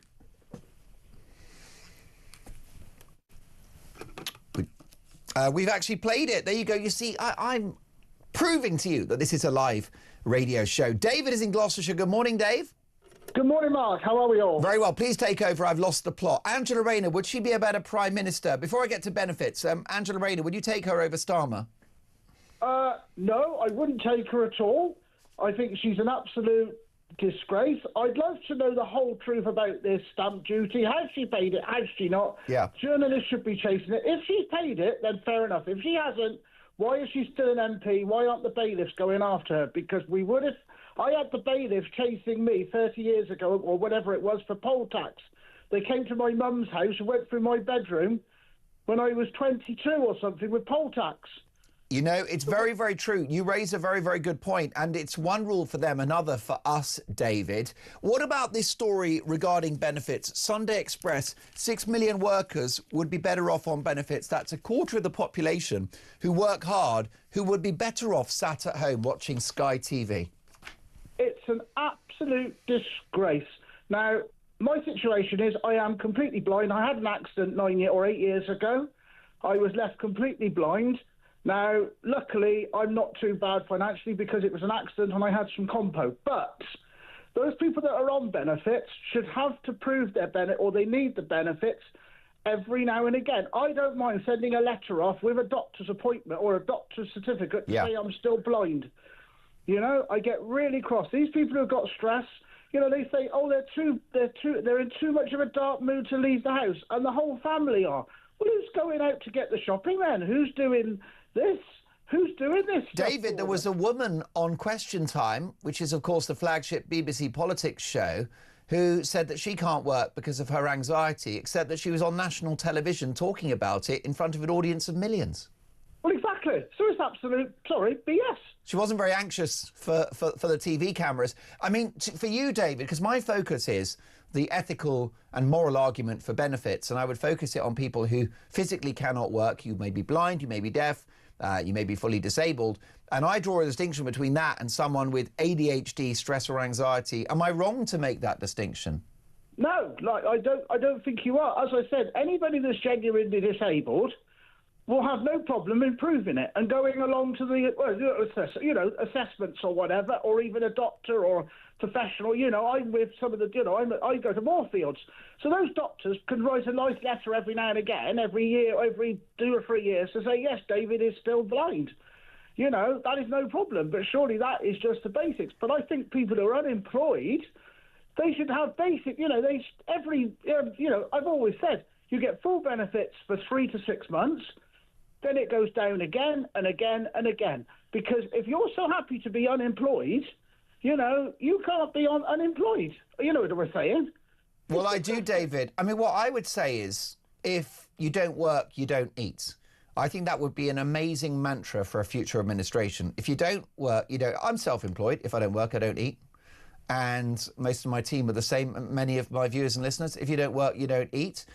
And therefore, if it was rewarding to work, what I would say, though, the job of the government is to make sure that there is work available. So I believe it's a human right to have a job. And I would focus every government department on making sure that people could work. Because what I won't do is tell people you can't have benefits, but then there's no jobs. Right? You can't do that. You have to give people the option of work, the path to employment, as a way of weaning them off benefits. I make no apologies for saying this because the country is broke. Why should future generations pay the price for our profligacy?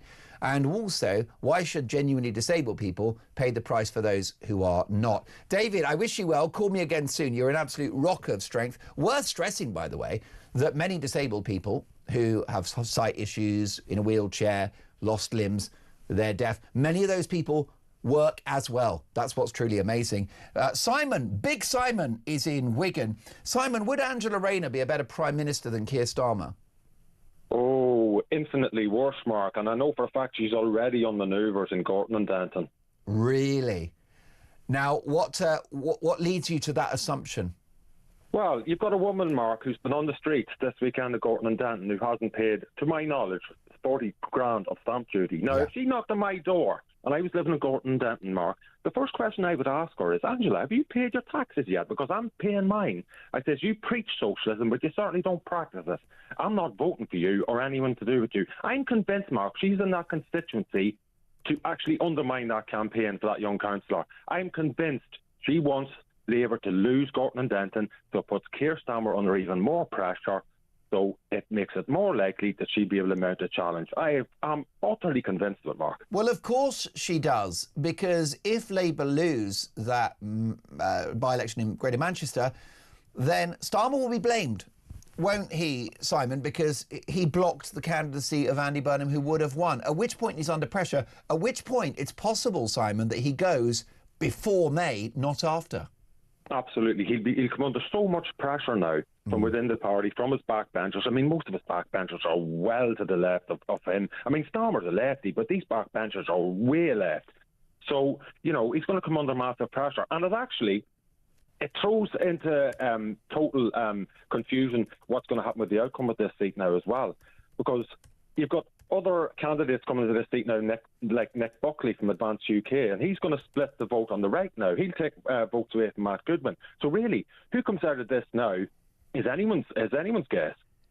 Well, indeed so. What about in office? I mean, at least she's better at politics. Is there any hope for Britain if she does replace Starmer, Simon? Well, she is very good at the politics side of it. I will say that. She's very, very Machiavelli. I call her Nicola Machiavelli. She is very, very cunning. I know people, Mark, who've been in and around Rayner over the years, from the days when she was in the trade union movement, and they will be able to tell you she is really ruthless and really cunning. She is really aiming for the top. I mean, I always say, if you want to predict someone's future behaviour, look at their past behaviour. Now, she is really self-focused. She wants to get to the top. She wants to climb the greasy pole. I mean, she's not a socialist. You can be sure of that. She preaches it. But she just wants to get to the top. She's got a lot of people around her with money, a lot of money. You only have to look at the fact that she bought that expensive flat in Brighton.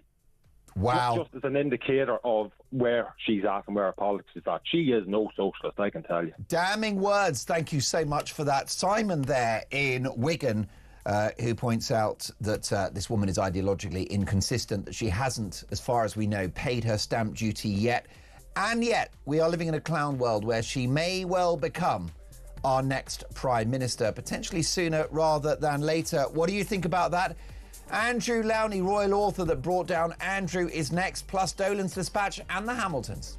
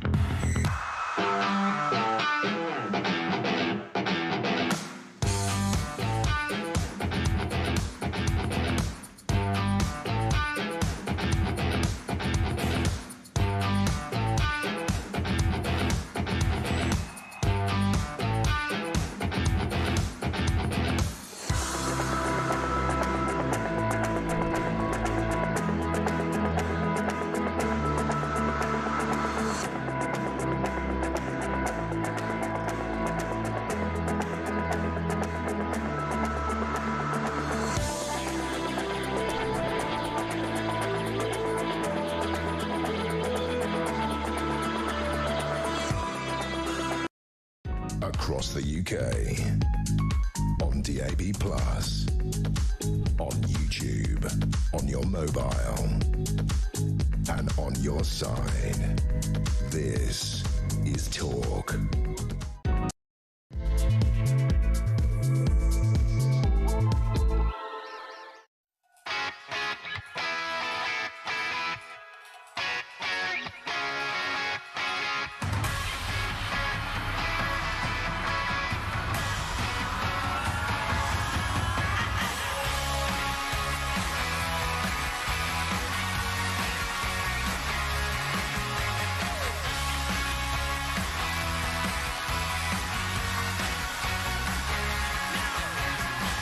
Three minutes past 9. A big hour to come, and breaking this morning, there is worse to come. Andrew Mountbatten-Windsor brings fresh disgrace on his family, the monarchy and the country. The fresh Epstein data drop reveals emails about glamorous Russian women, and most damningly, an image of the man who was once Queen Elizabeth's favourite son hovering on all fours over a seemingly lifeless female body. Should he now fly to the United States to testify? Could Andrew wind up in jail?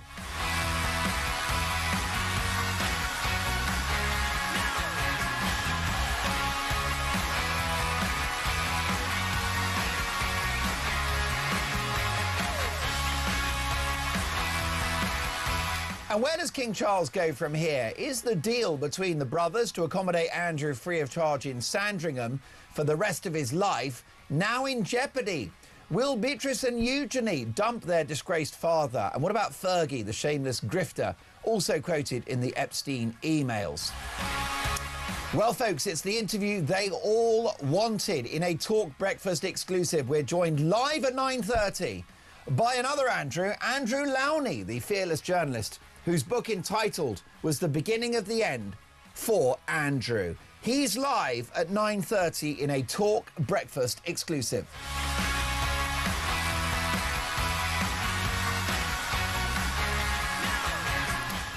And the ginger growler is back. That's right, Angela Rayner roars once again as the former Deputy Prime Minister plots a political coup to unseat Sir Keir Starmer, fuelled by a £1 million war chest. We've got the inside story, but my question to you at 5 minutes past 9 on a Sunday morning, would she be a better Prime Minister than Sir Keir Starmer? 0344 499 1000 is my number. You can text the word talk in your message to 87222. Leave us a voice note. So much to get through. Andrew Lowney at 9:30. The Hamiltons in 10 minutes' time as well. Will Farage sell out the country if he becomes Prime Minister? That's the view of Liz Truss, who said that the establishment have already infiltrated Reform UK. The Hamiltons on that. So much to get through. As the saying goes, let's talk. And we kick off, as always, at this time every Friday and Saturday and Sunday on Talk Breakfast. We kick off with Dolan's Dispatch. What a piece of work. Andrew was once Queen Elizabeth's favourite son. He had the world at his feet.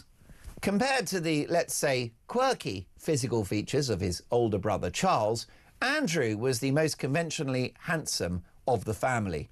In his 20s, he didn't even need his royal credentials to attract the world's most glamorous women.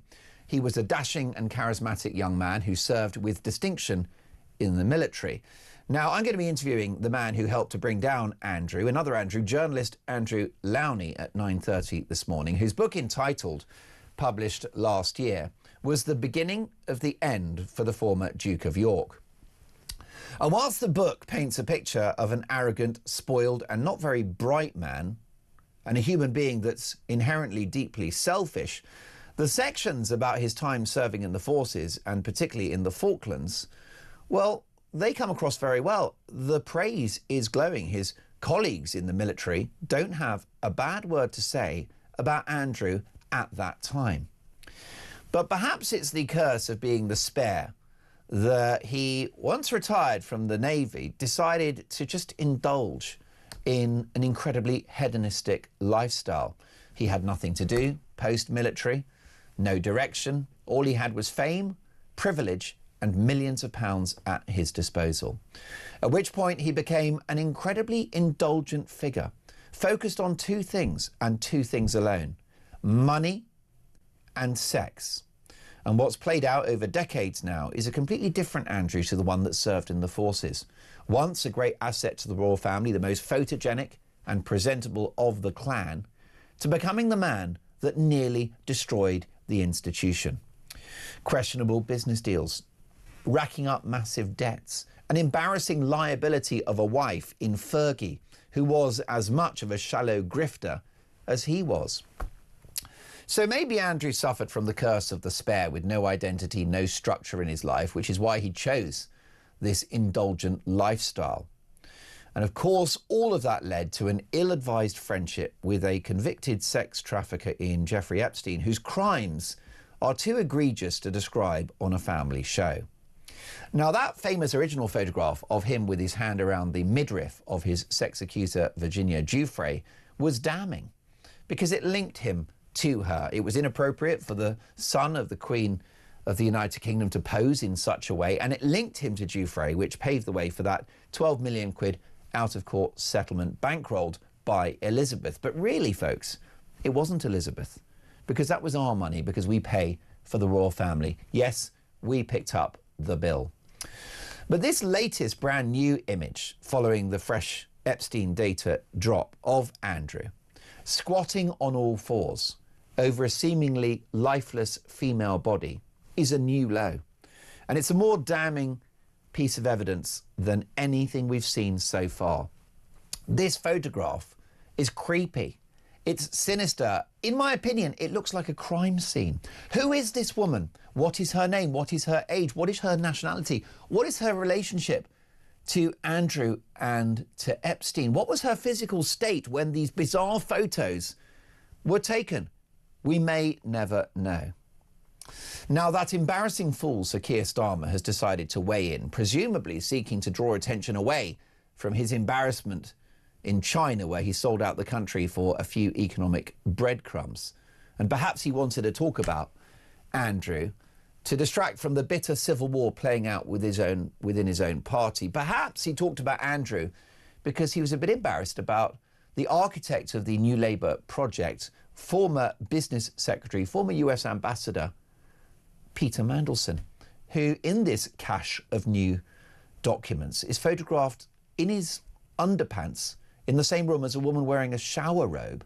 This is the same Peter Mandelson, icon of the Labour movement, whose lover at the time saw thousands of pounds funneled into his bank account at the hands of and at the largesse of Jeffrey Epstein. So Starmer very concerned about Andrew, not a squeak about Lord Mandelson or any of the others involved in this, including that disgusting man, Bill Gates, the founder of Microsoft, one of the richest men in the world, of course. This guy, what is going on there? Surely there's a case to answer. The allegations around Bill Gates are extraordinary. This self-styled health guru, who was so keen on jabbing us during the pandemic, was reportedly quite keen on jabbing Russian girls by the looks of it, allegedly picking up a sexually transmitted disease for his pleasure. How ironic from a man whose computer company doesn't provide antivirus software.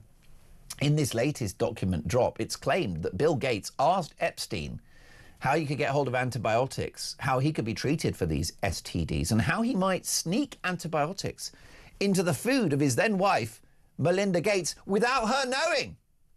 How does she feel this morning? So yes, Andrew's got a case to answer, but many others do as well. And I'm slightly worried that he's being used by the Americans as a human shield to protect many more, much more powerful men.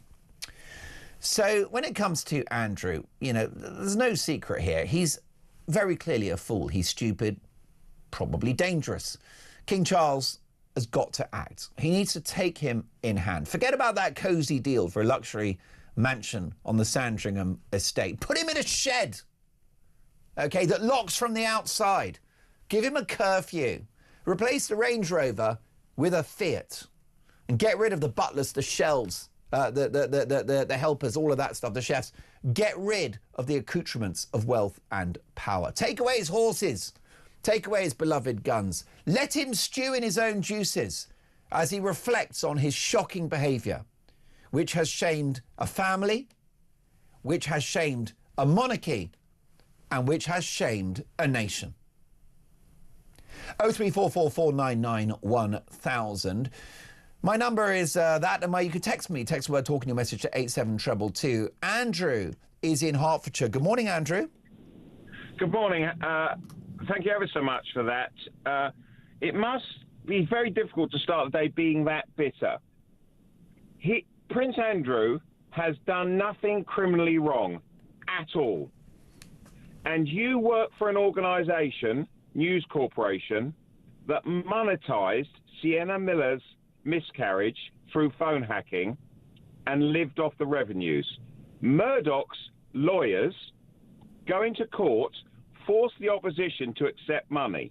So are you saying that Murdoch is as guilty as Andrew because he went to a civil court? Well, what I will say, Andrew, listen, I will tell you that behaviour like phone hacking is disgraceful. It's against the law. There have been massive settlements as a result. There's no way I'm going to defend that. No one in this building would. Yes, but you do, because you annihilate Andrew. All he did was settle a civil case, and that's no evidence of criminal responsibility. Sure. And this morning, you've just pandered to the whole a lifeless body. Do you really think that's journalism? That's a picture that could be in any student house across the country. And when you leave the office today, look in a doorway. There's someone there who served in the military, who struggled desperately in civilian life. And Prince Andrew struggled desperately to get back into civilian life. And what did we do to help him? The same as we did to those people in doorways. Nothing. And what you want is him hung, drawn and quartered, probably capitally punished. The bloke did nothing wrong. He made some very bad judgments on his friends. That is what it is. But what do you really want? Do you want him to commit suicide? Because you're driving him towards it. Andrew, I appreciate the call deeply. Can I ask you how you would handle the Andrew situation, given the fact that you point out that he has been found guilty of committing no crimes? What would you do with Andrew? At this moment in time, I would sit him down, put my arms around him and say, what help do you actually need? Do you need to see a psychologist?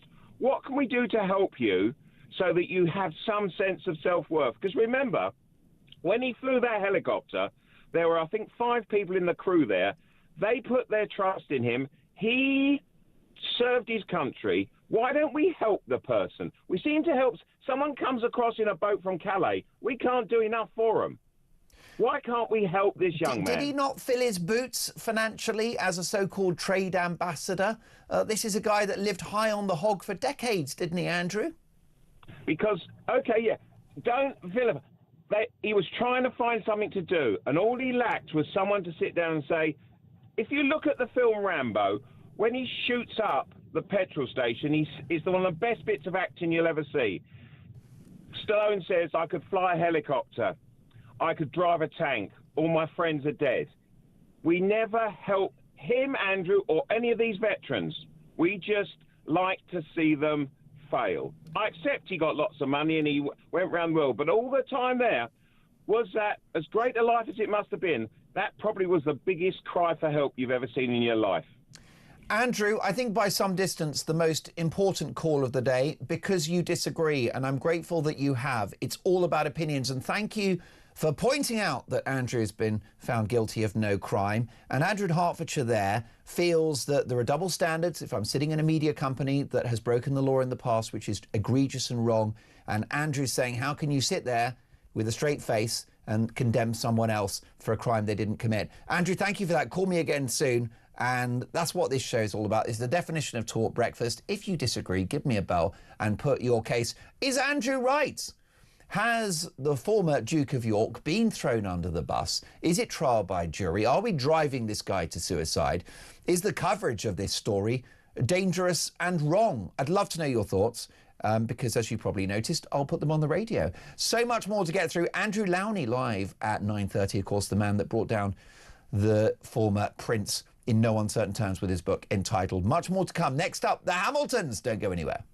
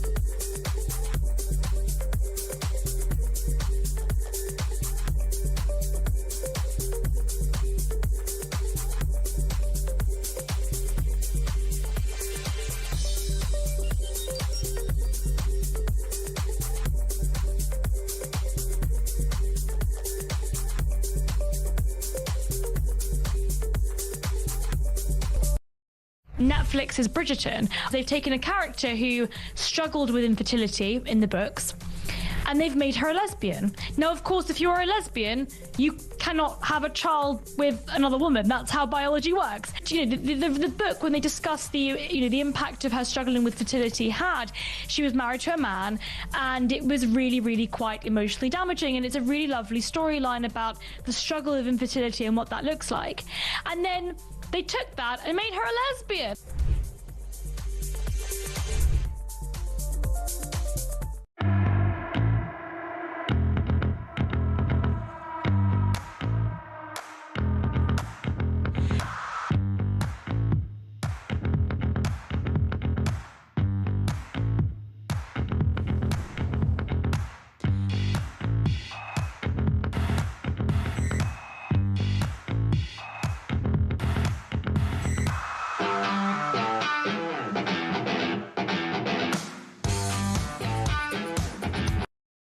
Across the UK, on DAB+, on YouTube, on your mobile, and on your side. This is Talk. Well, what a political development. Rayner's £1 million war chest to kick out Sir Keir Starmer. Now, this is the former Deputy Prime Minister who seeks revenge on Keir Starmer. A dish served cold. She'd like to replace him in number 10. Would she be a better Prime Minister than the incumbent? Let's get the views of the most famous political double act in the country, Neil and Christine Hamilton. Good morning, folks. Good morning, Mark. Good morning, Mark. Only you would get me out of bed at this ridiculous hour on a Sunday morning. Well, that's it. And were you out of bed before Neil this morning, Christine? No. Neil's he's, of course, a successful lawyer, so he had to focus on his briefs, I would have thought, when the alarm clock went off. I had the cat sitting on my stomach, so you can't get out of bed until the cat decides to move. Surely you know that. Christine, anyway, I'm not going anywhere near that cat reference and other alternative things that you could call a cat. That's called poo sticks. Well, I'm glad to hear it. Look, it's really good to see both of you. You've got a brew on. My viewers and listeners have got a brew on as well. It is Sunday morning, 9:21. Although this had me spitting up my cornflakes at 4 in the morning. The idea of Big Ange back, Neil. Is it simply the case that she's better at politics, but would be a worse Prime Minister because she's so left-wing? What do you think? Well, she's certainly better at politics than Keir Starmer, but that's not a very high bar to jump, is it? But no, she'd be equally disastrous, probably worse, actually, because she's more left-wing. Starmer doesn't seem to me, apart from his woke obsessions, to have any serious political views or strategy. He's just a kind of soft left, chap with no real coherent vision of how to get where he wants to be. She, of course, is a dyed-in-the-wool red socialist, not just red-haired, but it's right the way through her body. And she would be catastrophic. Although the economy is in such a bad state now, the government's finances are so shot to pieces that any incumbent who replaces Starmer will find immediately that things that they want to do are completely impossible. Indeed. Christine, you wrote a best-selling book called Great British Battle Axes, and you celebrated figures like Queen Victoria and Margaret Thatcher. Is she of that ilk? I think she is, yes. She's certainly a battle axe. I mean, the definition of a battle axe, the only thing that sets us, because I'm one, apart is that battle axes have balls, basically. And I mean, you cannot describe Angela Rayner in any other way. She's a very ballsy lady. I've actually got quite a sneaking admiration for her. I think she's horrific, and the thought of her anywhere near the levers of power, well, we've had a little sample of that, it is horrendous. But nevertheless, let's not rehearse her life story because everybody knows it inside out. But she's a pretty ballsy lady, and at least she believes in something. Yeah. I mean, I don't agree with what she believes in, but I think she does believe in something, whereas I just don't think Starmer does, except Starmer wanted power, wanted to be Prime Minister, he's got it, and now what the hell do I do with it? Oh dear, I have no idea. But at least Rayner knows where she's going. Well, at least she gives a fair impression of being a human being, unlike Starmer, who's just a robot, isn't he? So I think she'll be an easier package to sell in some ways. But, of course, her message is that Tories are scum, and that means probably more than half the population of the country who she was thinking of, although not all of them were Tories, but people with their mindset and political beliefs. And, she's so dyed-in-the-wool socialist from another age. They look back with fondness at the 1940s, I presume, when the Attlee government was nationalising everything in sight. Taxes were nearly 100 pence in the pound if you got up to a certain level of income, etc. Where the state runs everything and runs it badly. But that's the sort of society that they think is the ideal to aim at, while the rest of the world largely has moved on. She's, in a way, she's getting what she wants, because, I mean, another story I gather we're going to come on to, it's about the number of people on benefits. Yes. Well, that's what she wants. She wants the whole country on benefits. She wants the whole country to be dependent on the state. She doesn't agree with private enterprise. She doesn't agree with private wealth or anything like that. So she's, in a way, she's getting what she wants already. But 100, what has she got? £1 million war chest. I mean, there doesn't seem very much in this day and age, £1 million, when the government is borrowing so much. But actually, just to run a little leadership campaign within the Labour Party is quite a lot of money, isn't it? So she's off to a flying start. Yes, the issue is that with union backing and with a war chest of £1 million, Neil, those left-wing vested interests will be wanting their pound of flesh if she wins power. Yeah, but it's in a sense, the next Labour leadership election will be like a collection of bald men arguing about a comb, won't it? Because the Labour Party is set for oblivion, as indeed is the Conservative Party, although Kemi Badenoch is making a better fist of it than Keir Starmer at the minute, looking at the polls. Then there's going to be a very sort of random outcome to the next general elections, as so many political parties are now vying for a reasonable percentage of the vote, with Reform, of course, leading the field. So I think in a way it's all rather academic. I mean, I don't think that she's going to be in office, if she wins the leadership, any more popular than Keir Starmer, because the fundamental reality is that whatever the Labour Party wants just doesn't work for people in their ordinary daily lives. They have no idea how to run anything, not even a bath, I should think. No. And that's the problem. We've got a cabinet stuffed full of people who've never really had a proper job. And they've all been either union officials or party apparatchiks or charity workers. None of them's ever had any real experience of life in the private sector. Well, it's worth pointing out that Neil's had a proper job, successful lawyer, and I believe, Neil, because of the egregious economic policies of this government, you've had to go back to work, like so many of my viewers and listeners. Well, I have an expensive wife to maintain, so, I have my responsibilities. Those Jimmy Choo stilettos don't pay for themselves. I mean... Oh, I wish my days of the stilettos are way gone, flatties all the way. I thought for one horrible moment you were going to say that Neil had a proper job. He'd been an MP, but I mean, if you call that being a proper job, it sure ain't. No, I thought you weren't that daft. No, the only time I had a proper job was when we were at the Edinburgh Festival being stand-up comics. Yeah, that is real toil, isn't it? And Christine, let's have a look at whether this may actually happen, because I don't think it's far-fetched to imagine that Rayner is in number 10 before the year is out. And in fact, Christine, it could be sooner, because if Starmer loses that by-election in Greater Manchester, well, he's the guy that blocked the likely winner, Andy Burnham, so he'll be blamed. There may be a move against the PM before May. Indeed, there may. And I mean, it's wonderful, isn't it? Every time a great leader goes abroad, they come back and they're cut off at the knees. Look what happened to Margaret Thatcher. She went off only to Brussels and she came back and she'd been defenestrated. I mean, what does Starmer think he's doing? Poncing around, being treated actually rather rudely and badly by the Chinese, I understand. The people who know the way the Chinese treat important people like Donald Trump, and that was not the way, apparently, that Starmer was treated. He had the shade of red on the carpet wasn't quite right and all that sort of stuff. But, I mean, if he honestly thinks that the average Brit is impressed by him poncing around over there, coming back with virtually nothing except a bit of tax on whiskey or something. Oh, and some toy shop is going to open up, a Chinese toy shop. Well, I mean, bully.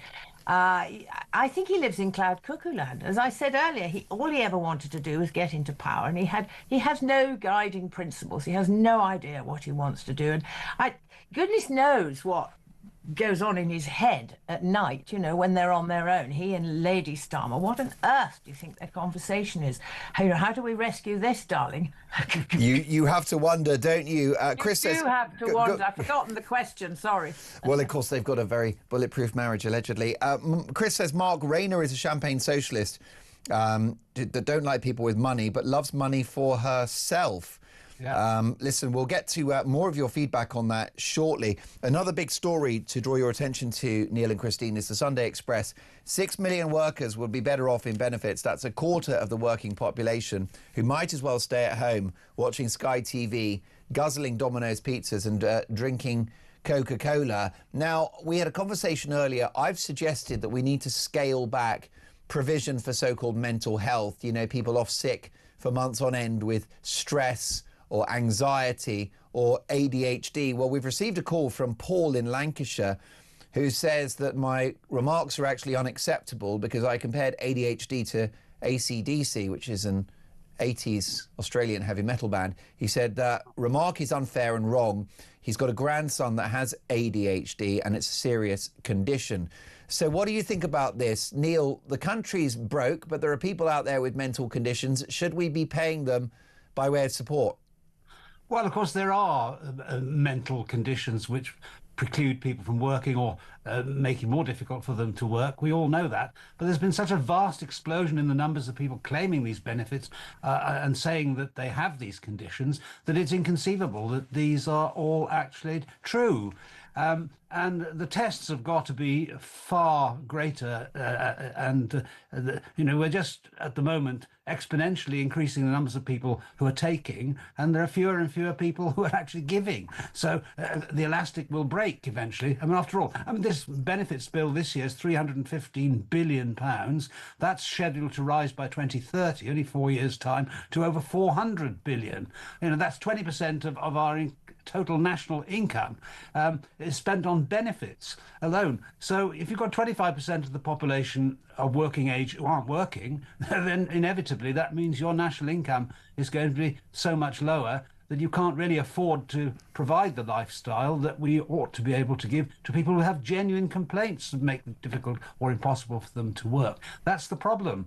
And no government in recent years has been prepared even to start the process of welfare reform. Labour claimed to do that with its fiasco over the winter fuel payments, etc. But as we know, every time they do something, it's going to be U-turned within 5 minutes. And so it is. And the last Conservative government didn't really make that much of an effort either, although Ian Duncan Smith has been pointing the way on reform of benefits for a decade and a half, 20 years or more. We've got to get people back into the mindset that work is good and earning your own living is the morally responsible thing to do in life. If you want to have a successful country that's able to care for the poor and the weak and those who have, through no fault of their own, a hard time in life, then you've got to have the money in order to do that. And at the moment, our economy is not even flatlining. The United States has increased its GDP by nearly 50% in the last 15 years, whilst we have remained utterly flat. So America is a vastly more productive country, and therefore they can afford so much more than we can. We're a country now in terminal decline. Briefly, Christine, the issue you've got is that you can't prove what stress is, and I think it's being abused, but then there are other people, like my listener's grandson, who's struggling. How do you square that circle? Well, of course there are genuine people, but apparently 1,000 people sign off every single working day. So there's 5,000 people a week, and many of those are not seen by anybody. They're not seen by a doctor. It's all done over the telephone. Now, how you tell if somebody has got genuine mental illness of whatever description down the telephone, I simply don't know. I mean, this started in COVID, of course, when you couldn't see anybody, but it's just been allowed to drift. And you have to earn, I think you have to earn about £35,000 a year to be better off in a job as opposed to on welfare. And too many people see no example of people working. Their mum and dad don't go out to work. The great aunt doesn't go out to work. Nobody in their circle goes out to work. None of their friends do. So why bother? Why should I get up in the morning? It's a terrible disease which is just getting so deep into the British psyche. It's going to be very, very difficult. It needs a good sharp shock to get it out. There you go, a bit of tough love from Christine, who has the ultimate Stackhanovite work ethic. There you go. That politics degree wasn't a complete waste of money. Neil, Christine, please come back and see us soon. Good friends and, of course, big fans of your collective work. Neil and Christine Hamilton, Britain's best-known political double act. Have an excellent Sunday. I used to do an evening show and they were on the wine, and you used to get even more truth bombs from Neil, I've got to say, and inappropriate jokes, which is why we love him. Much more to come. Next up, your calls and the man that brought down Andrew, former Duke of Windsor, Andrew Lowney, live on the show. It's the interview that they all wanted. A Talk Radio exclusive coming next.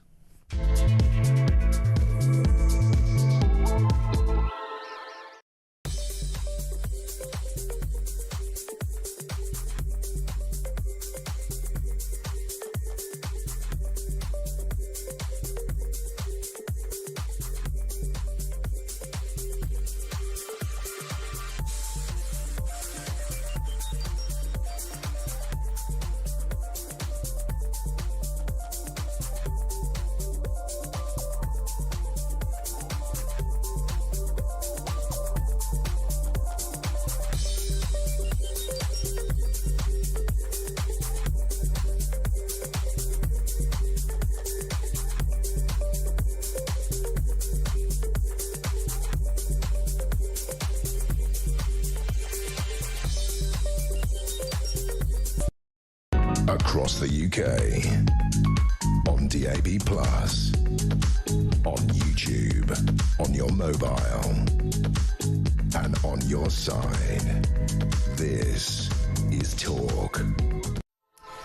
Now, I took a brilliant call earlier from a listener to the show saying that my Dolan dispatch about Andrew, former Duke of York, was completely unacceptable given the fact that he's not been committed or convicted of any crimes. It was Andrew in Hertfordshire. I'm very grateful to Andrew for that call. He completely disagreed with my tone, my remarks and my approach. What do you think? Is Andrew the fool guy? Is he a man more sinned against than sinning? Are people like me sitting in media companies that are far from perfect ourselves guilty of double standards? Chris is in Epsom. Good morning, Chris. Morning, Mark. Well, great show today. Thank you, sir. Was on fire. And the call from Andrew. What an excellent call. Well, I know, and Andrew took me down to Chinatown. Was he right? Well, he wasn't taking you down to Chinatown as much as to point out the facts. The fact that, Andrew Mountbatten Windsor has never been convicted of any crime. Yeah. And I think that excuse me. Bless you, bless you. Take your time, Chris. You had it pegged earlier when you said that every time there's an Epstein file released, Andrew's at the front because it makes worldwide headlines because he was a prince by birth and he's a prince now, even if he's not called it. And the people that have been mentioned in the files, Gates, as you said, disgusting individual, into eugenics like his father was, and accused of injecting the girls on Epstein's island. Yeah. Mandelson saying he didn't know what was going on because he was gay. Well, that's a load of folly, isn't it? Because Obama has been allegedly like Island Boys. There's no mention of Tom Hanks. There's no mention of Tom Cruise.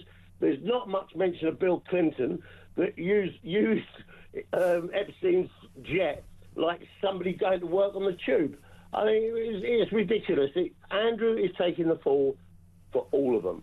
Chris, I wish we had longer, and what a brilliant call. Call me again soon. I interrupt you because it's the interview they all wanted in a Talk Breakfast exclusive. I'm now joined by a man whose book was the beginning of the end for Andrew, formerly Prince Andrew, and that is Andrew Lowney, the author of Entitled, who joins us now. Good morning, Andrew. Good morning. Andrew, you've said on more than one occasion that there was worse to come regarding Andrew Mountbatten-Windsor. How right you were.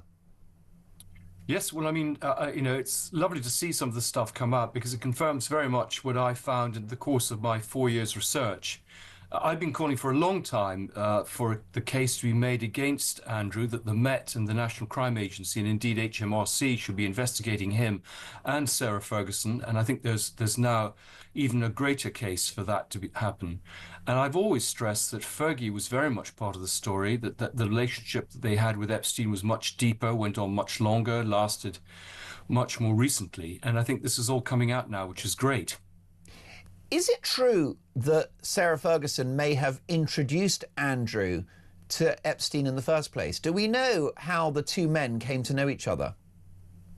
Well, it's a big mystery. I've been talking to someone recently who actually has traced the relationship back much earlier than people realize, back to the 1980s. So my original theory was that Sarah had met Ghislaine in the sort of social scene in New York, and she'd introduced Epstein to Andrew. But it looks like they were actually operating together in the 1980s.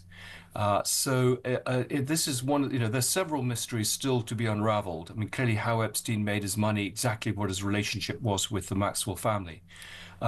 So I think what this is showing is that this is a much bigger story. I always felt I only had the tip of the iceberg. We've only seen about half of the files that could be released. So there clearly could be a lot more. Clearly a lot is redacted. But, clearly a lot of people are now coming forward who are prepared to talk or are being revealed. So I think it's going to get even worse. And I think the royal family really need to address this. They've kind of pussyfooted around, hoping the problem will go away. We've had lots of briefings that Andrew's suicidal and he doesn't like Marsh Farm and his family really love him. But I think this is really serious. I mean, there are criminal allegations here.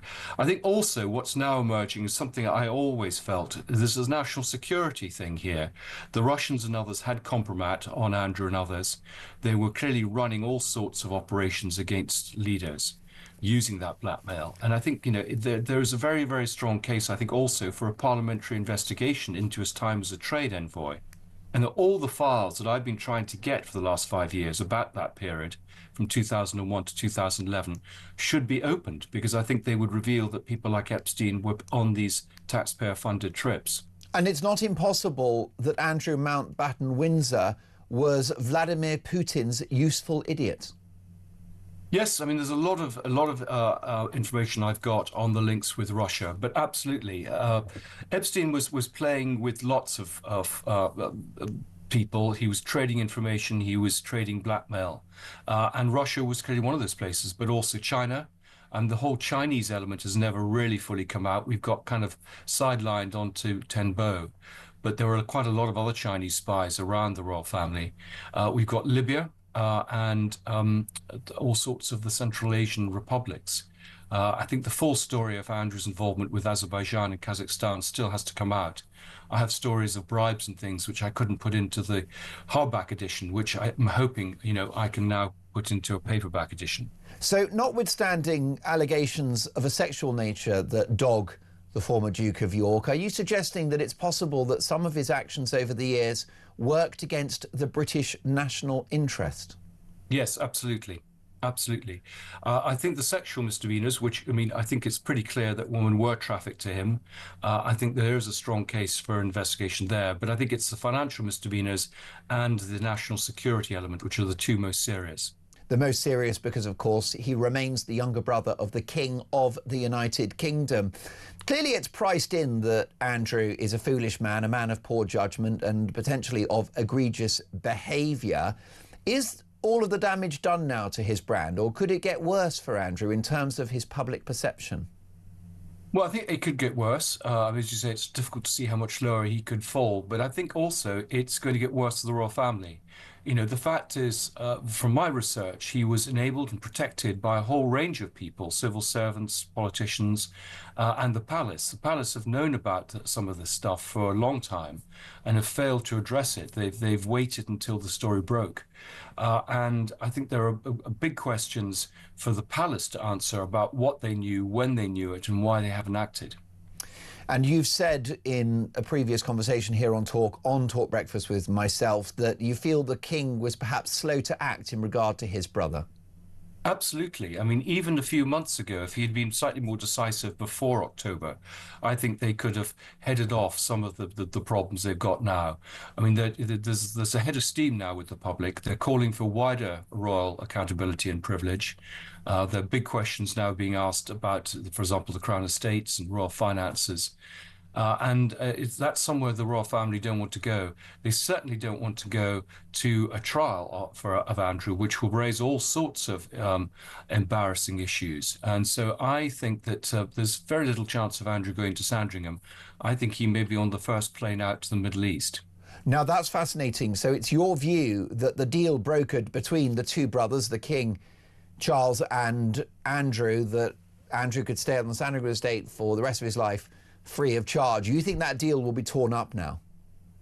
Yes, I think ostensibly he may appear to be in Sandringham, but I don't think he will. King Juan Carlos of Spain was forced to flee to Dubai. Well, he doesn't spend all his time in Dubai. He travels around the world on private jets, continuing to do his business. And he and Andrew were very close, particularly in Kazakhstan. In some ways, he was a sort of mentor for Andrew in his activities. So I think that Andrew may go under the radar. We won't quite know where he is, but I don't think he'll be looking at the rain in Sandringham. Now, that's really fascinating. Is that because King Charles will just take the view that the optics would be so unpalatable of this disgraced figure on royal property for the rest of his life without any personal cost?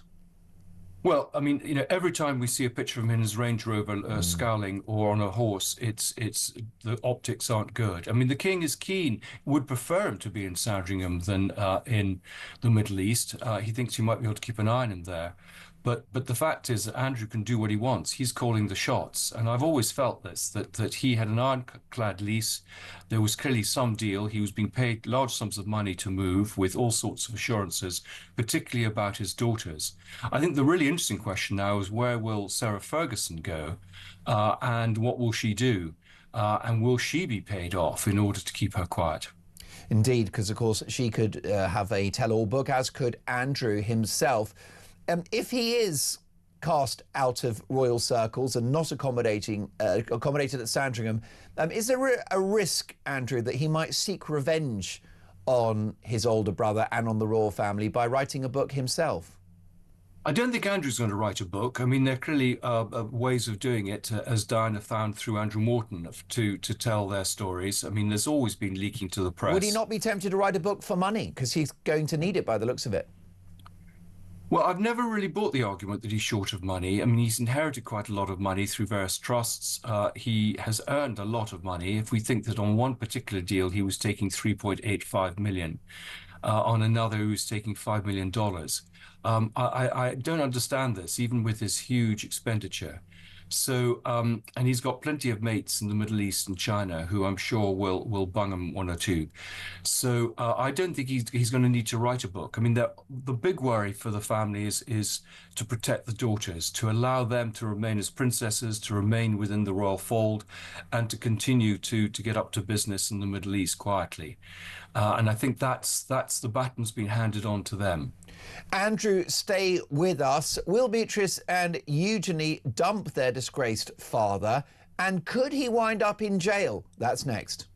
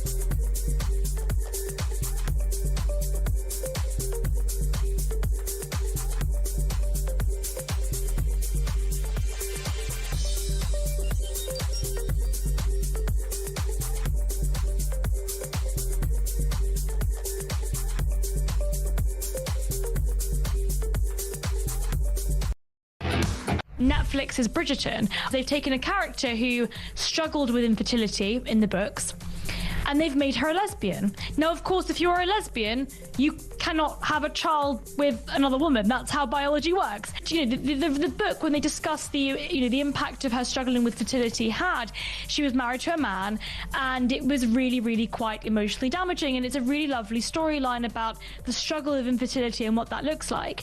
And then they took that and made her a lesbian.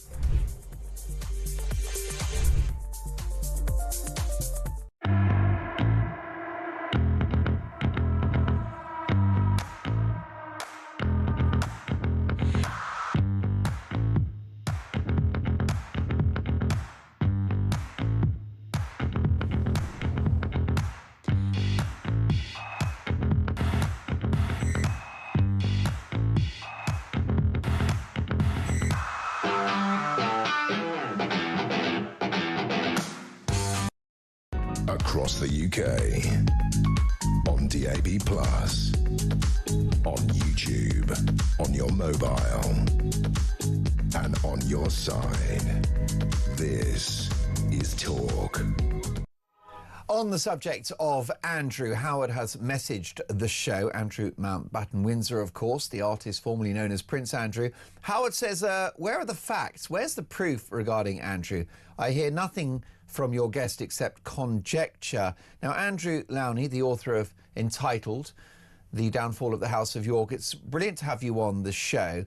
I've received some pushback from a number of viewers and listeners to the show, including Andrew, who called earlier, saying that we've hung this guy out to dry. He's been found guilty of no crimes, whilst there are other quite powerful figures who appear to have walked away scot-free.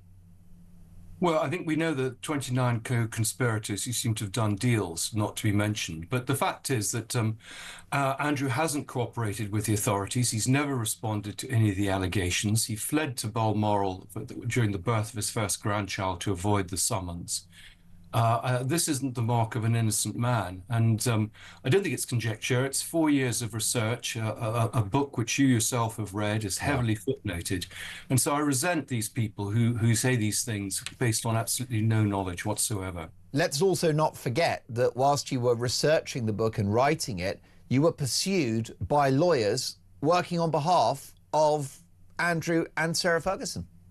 Yes, I mean, they told their friends not to talk to me. Indeed, the Foreign Office told diplomats not to talk to me. I mean, I had a lot of obstacles put up, and there's been a lot of briefing against me in the book. I mean, one of the things that people didn't like was the fact that the Queen had protected Andrew, and now that is taken as pretty commonplace. In fact, that story's been leaked by the palace to the Sunday Times. So, you know, time and time again, fortunately, my research has proved to be absolutely accurate, as I knew it would be.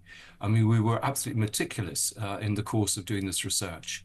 And so people making comments like that, I found pretty disgraceful. And it's my understanding that you felt quite threatened by those powerful forces whilst you were writing the book. Life was made very uncomfortable for you as a result of the legal threats made by Andrew and by Sarah Ferguson. Well, I mean, people, clearly there's a whole campaign to, for example, denigrate Virginia Giuffre, paid for by the Maxwell family. And again, I think this release has shown that Virginia Giuffre absolutely was telling the truth, in spite of what people said. Yes, absolutely. I mean, but, fortunately, there are a lot of people who've supported the stand I've taken, which is about just royal accountability and transparency. I'm a great monarchist, but I think Andrew and Sarah Ferguson have undermined the good work of the other members of the royal family by their behaviour. And the monarchy itself is threatened by the fact that they continue to, I would say, protect them. None of this happened without a flurry of people allowing him to go into Buckingham Palace, ordering those private jets, helping to organise those prostitutes. So it's not just Andrew and Sarah Ferguson who should be in the frame. I think it's a much bigger problem. Most definitely, and we'll come to that. Now, clearly, quite provably, Andrew's actions were of poor judgment, in poor taste as well, highly inappropriate, bringing huge embarrassment to the royal family and the citizens of this country. But if it comes to light that he broke the law, is it conceivable that Andrew could go to jail? Well, he should go to jail, I believe. And I think there's a possibility she should go to jail too for some of the things that she's done. But they won't, of course. I think we still live in a pretty deferential society. The police have repeatedly not wanted to go where I think the information could have led them. And as I say, I think he'll be on the first plane out of Britain if there's any chance of a trial. What about his security? If he's not on the Sandringham estate or another royal property, he'll be a target. Will that weigh on the mind of King Charles? Well, I mean, he can pay for his own security, the way that Harry does. And I think if he goes to the Middle East, he will be provided with security there. So I don't think he's not going to be protected. So I don't think that's a problem. Do you think the girls will ultimately dump their disgraced father, Beatrice and Eugenie? Well, I think the girls, everyone says they have to make a choice, but in fact they can quietly support of their parents and at the same time appear in public to be lined up with the royal family. And so I don't think it's a huge dilemma. I mean, there have been these photo opportunities showing Beatrice with her father in Windsor Park, which look rather contrived, but clearly this new material coming out would not play very well with a child when they see this. But I don't think any of this is a great surprise. There are lots and lots of stories that they will have known about before. I mean, he was often breaking off holidays with his children to go and spend time on Little St James. Indeed. And it's my understanding that you're not really crying a river for the royal girls, Beatrice and Eugenie. Why not? Well, I mean, I have quite a lot of new information about the girls that I'll be putting into the paperback about their activities, particularly in the Middle East. And so I think the king would be very unwise to draw them too close. Wow. Well, we look forward to when this book comes out. What about the wider damage to the monarchy? We know now it's priced in that Andrew, like I've said, is a man of poor judgment. We've got this latest photograph, which is so incriminating. He's sort of hunched over a sort of woman. We don't know who she is. Her face has been blacked out. How much damage long term has been done to the royal family, or is that it now?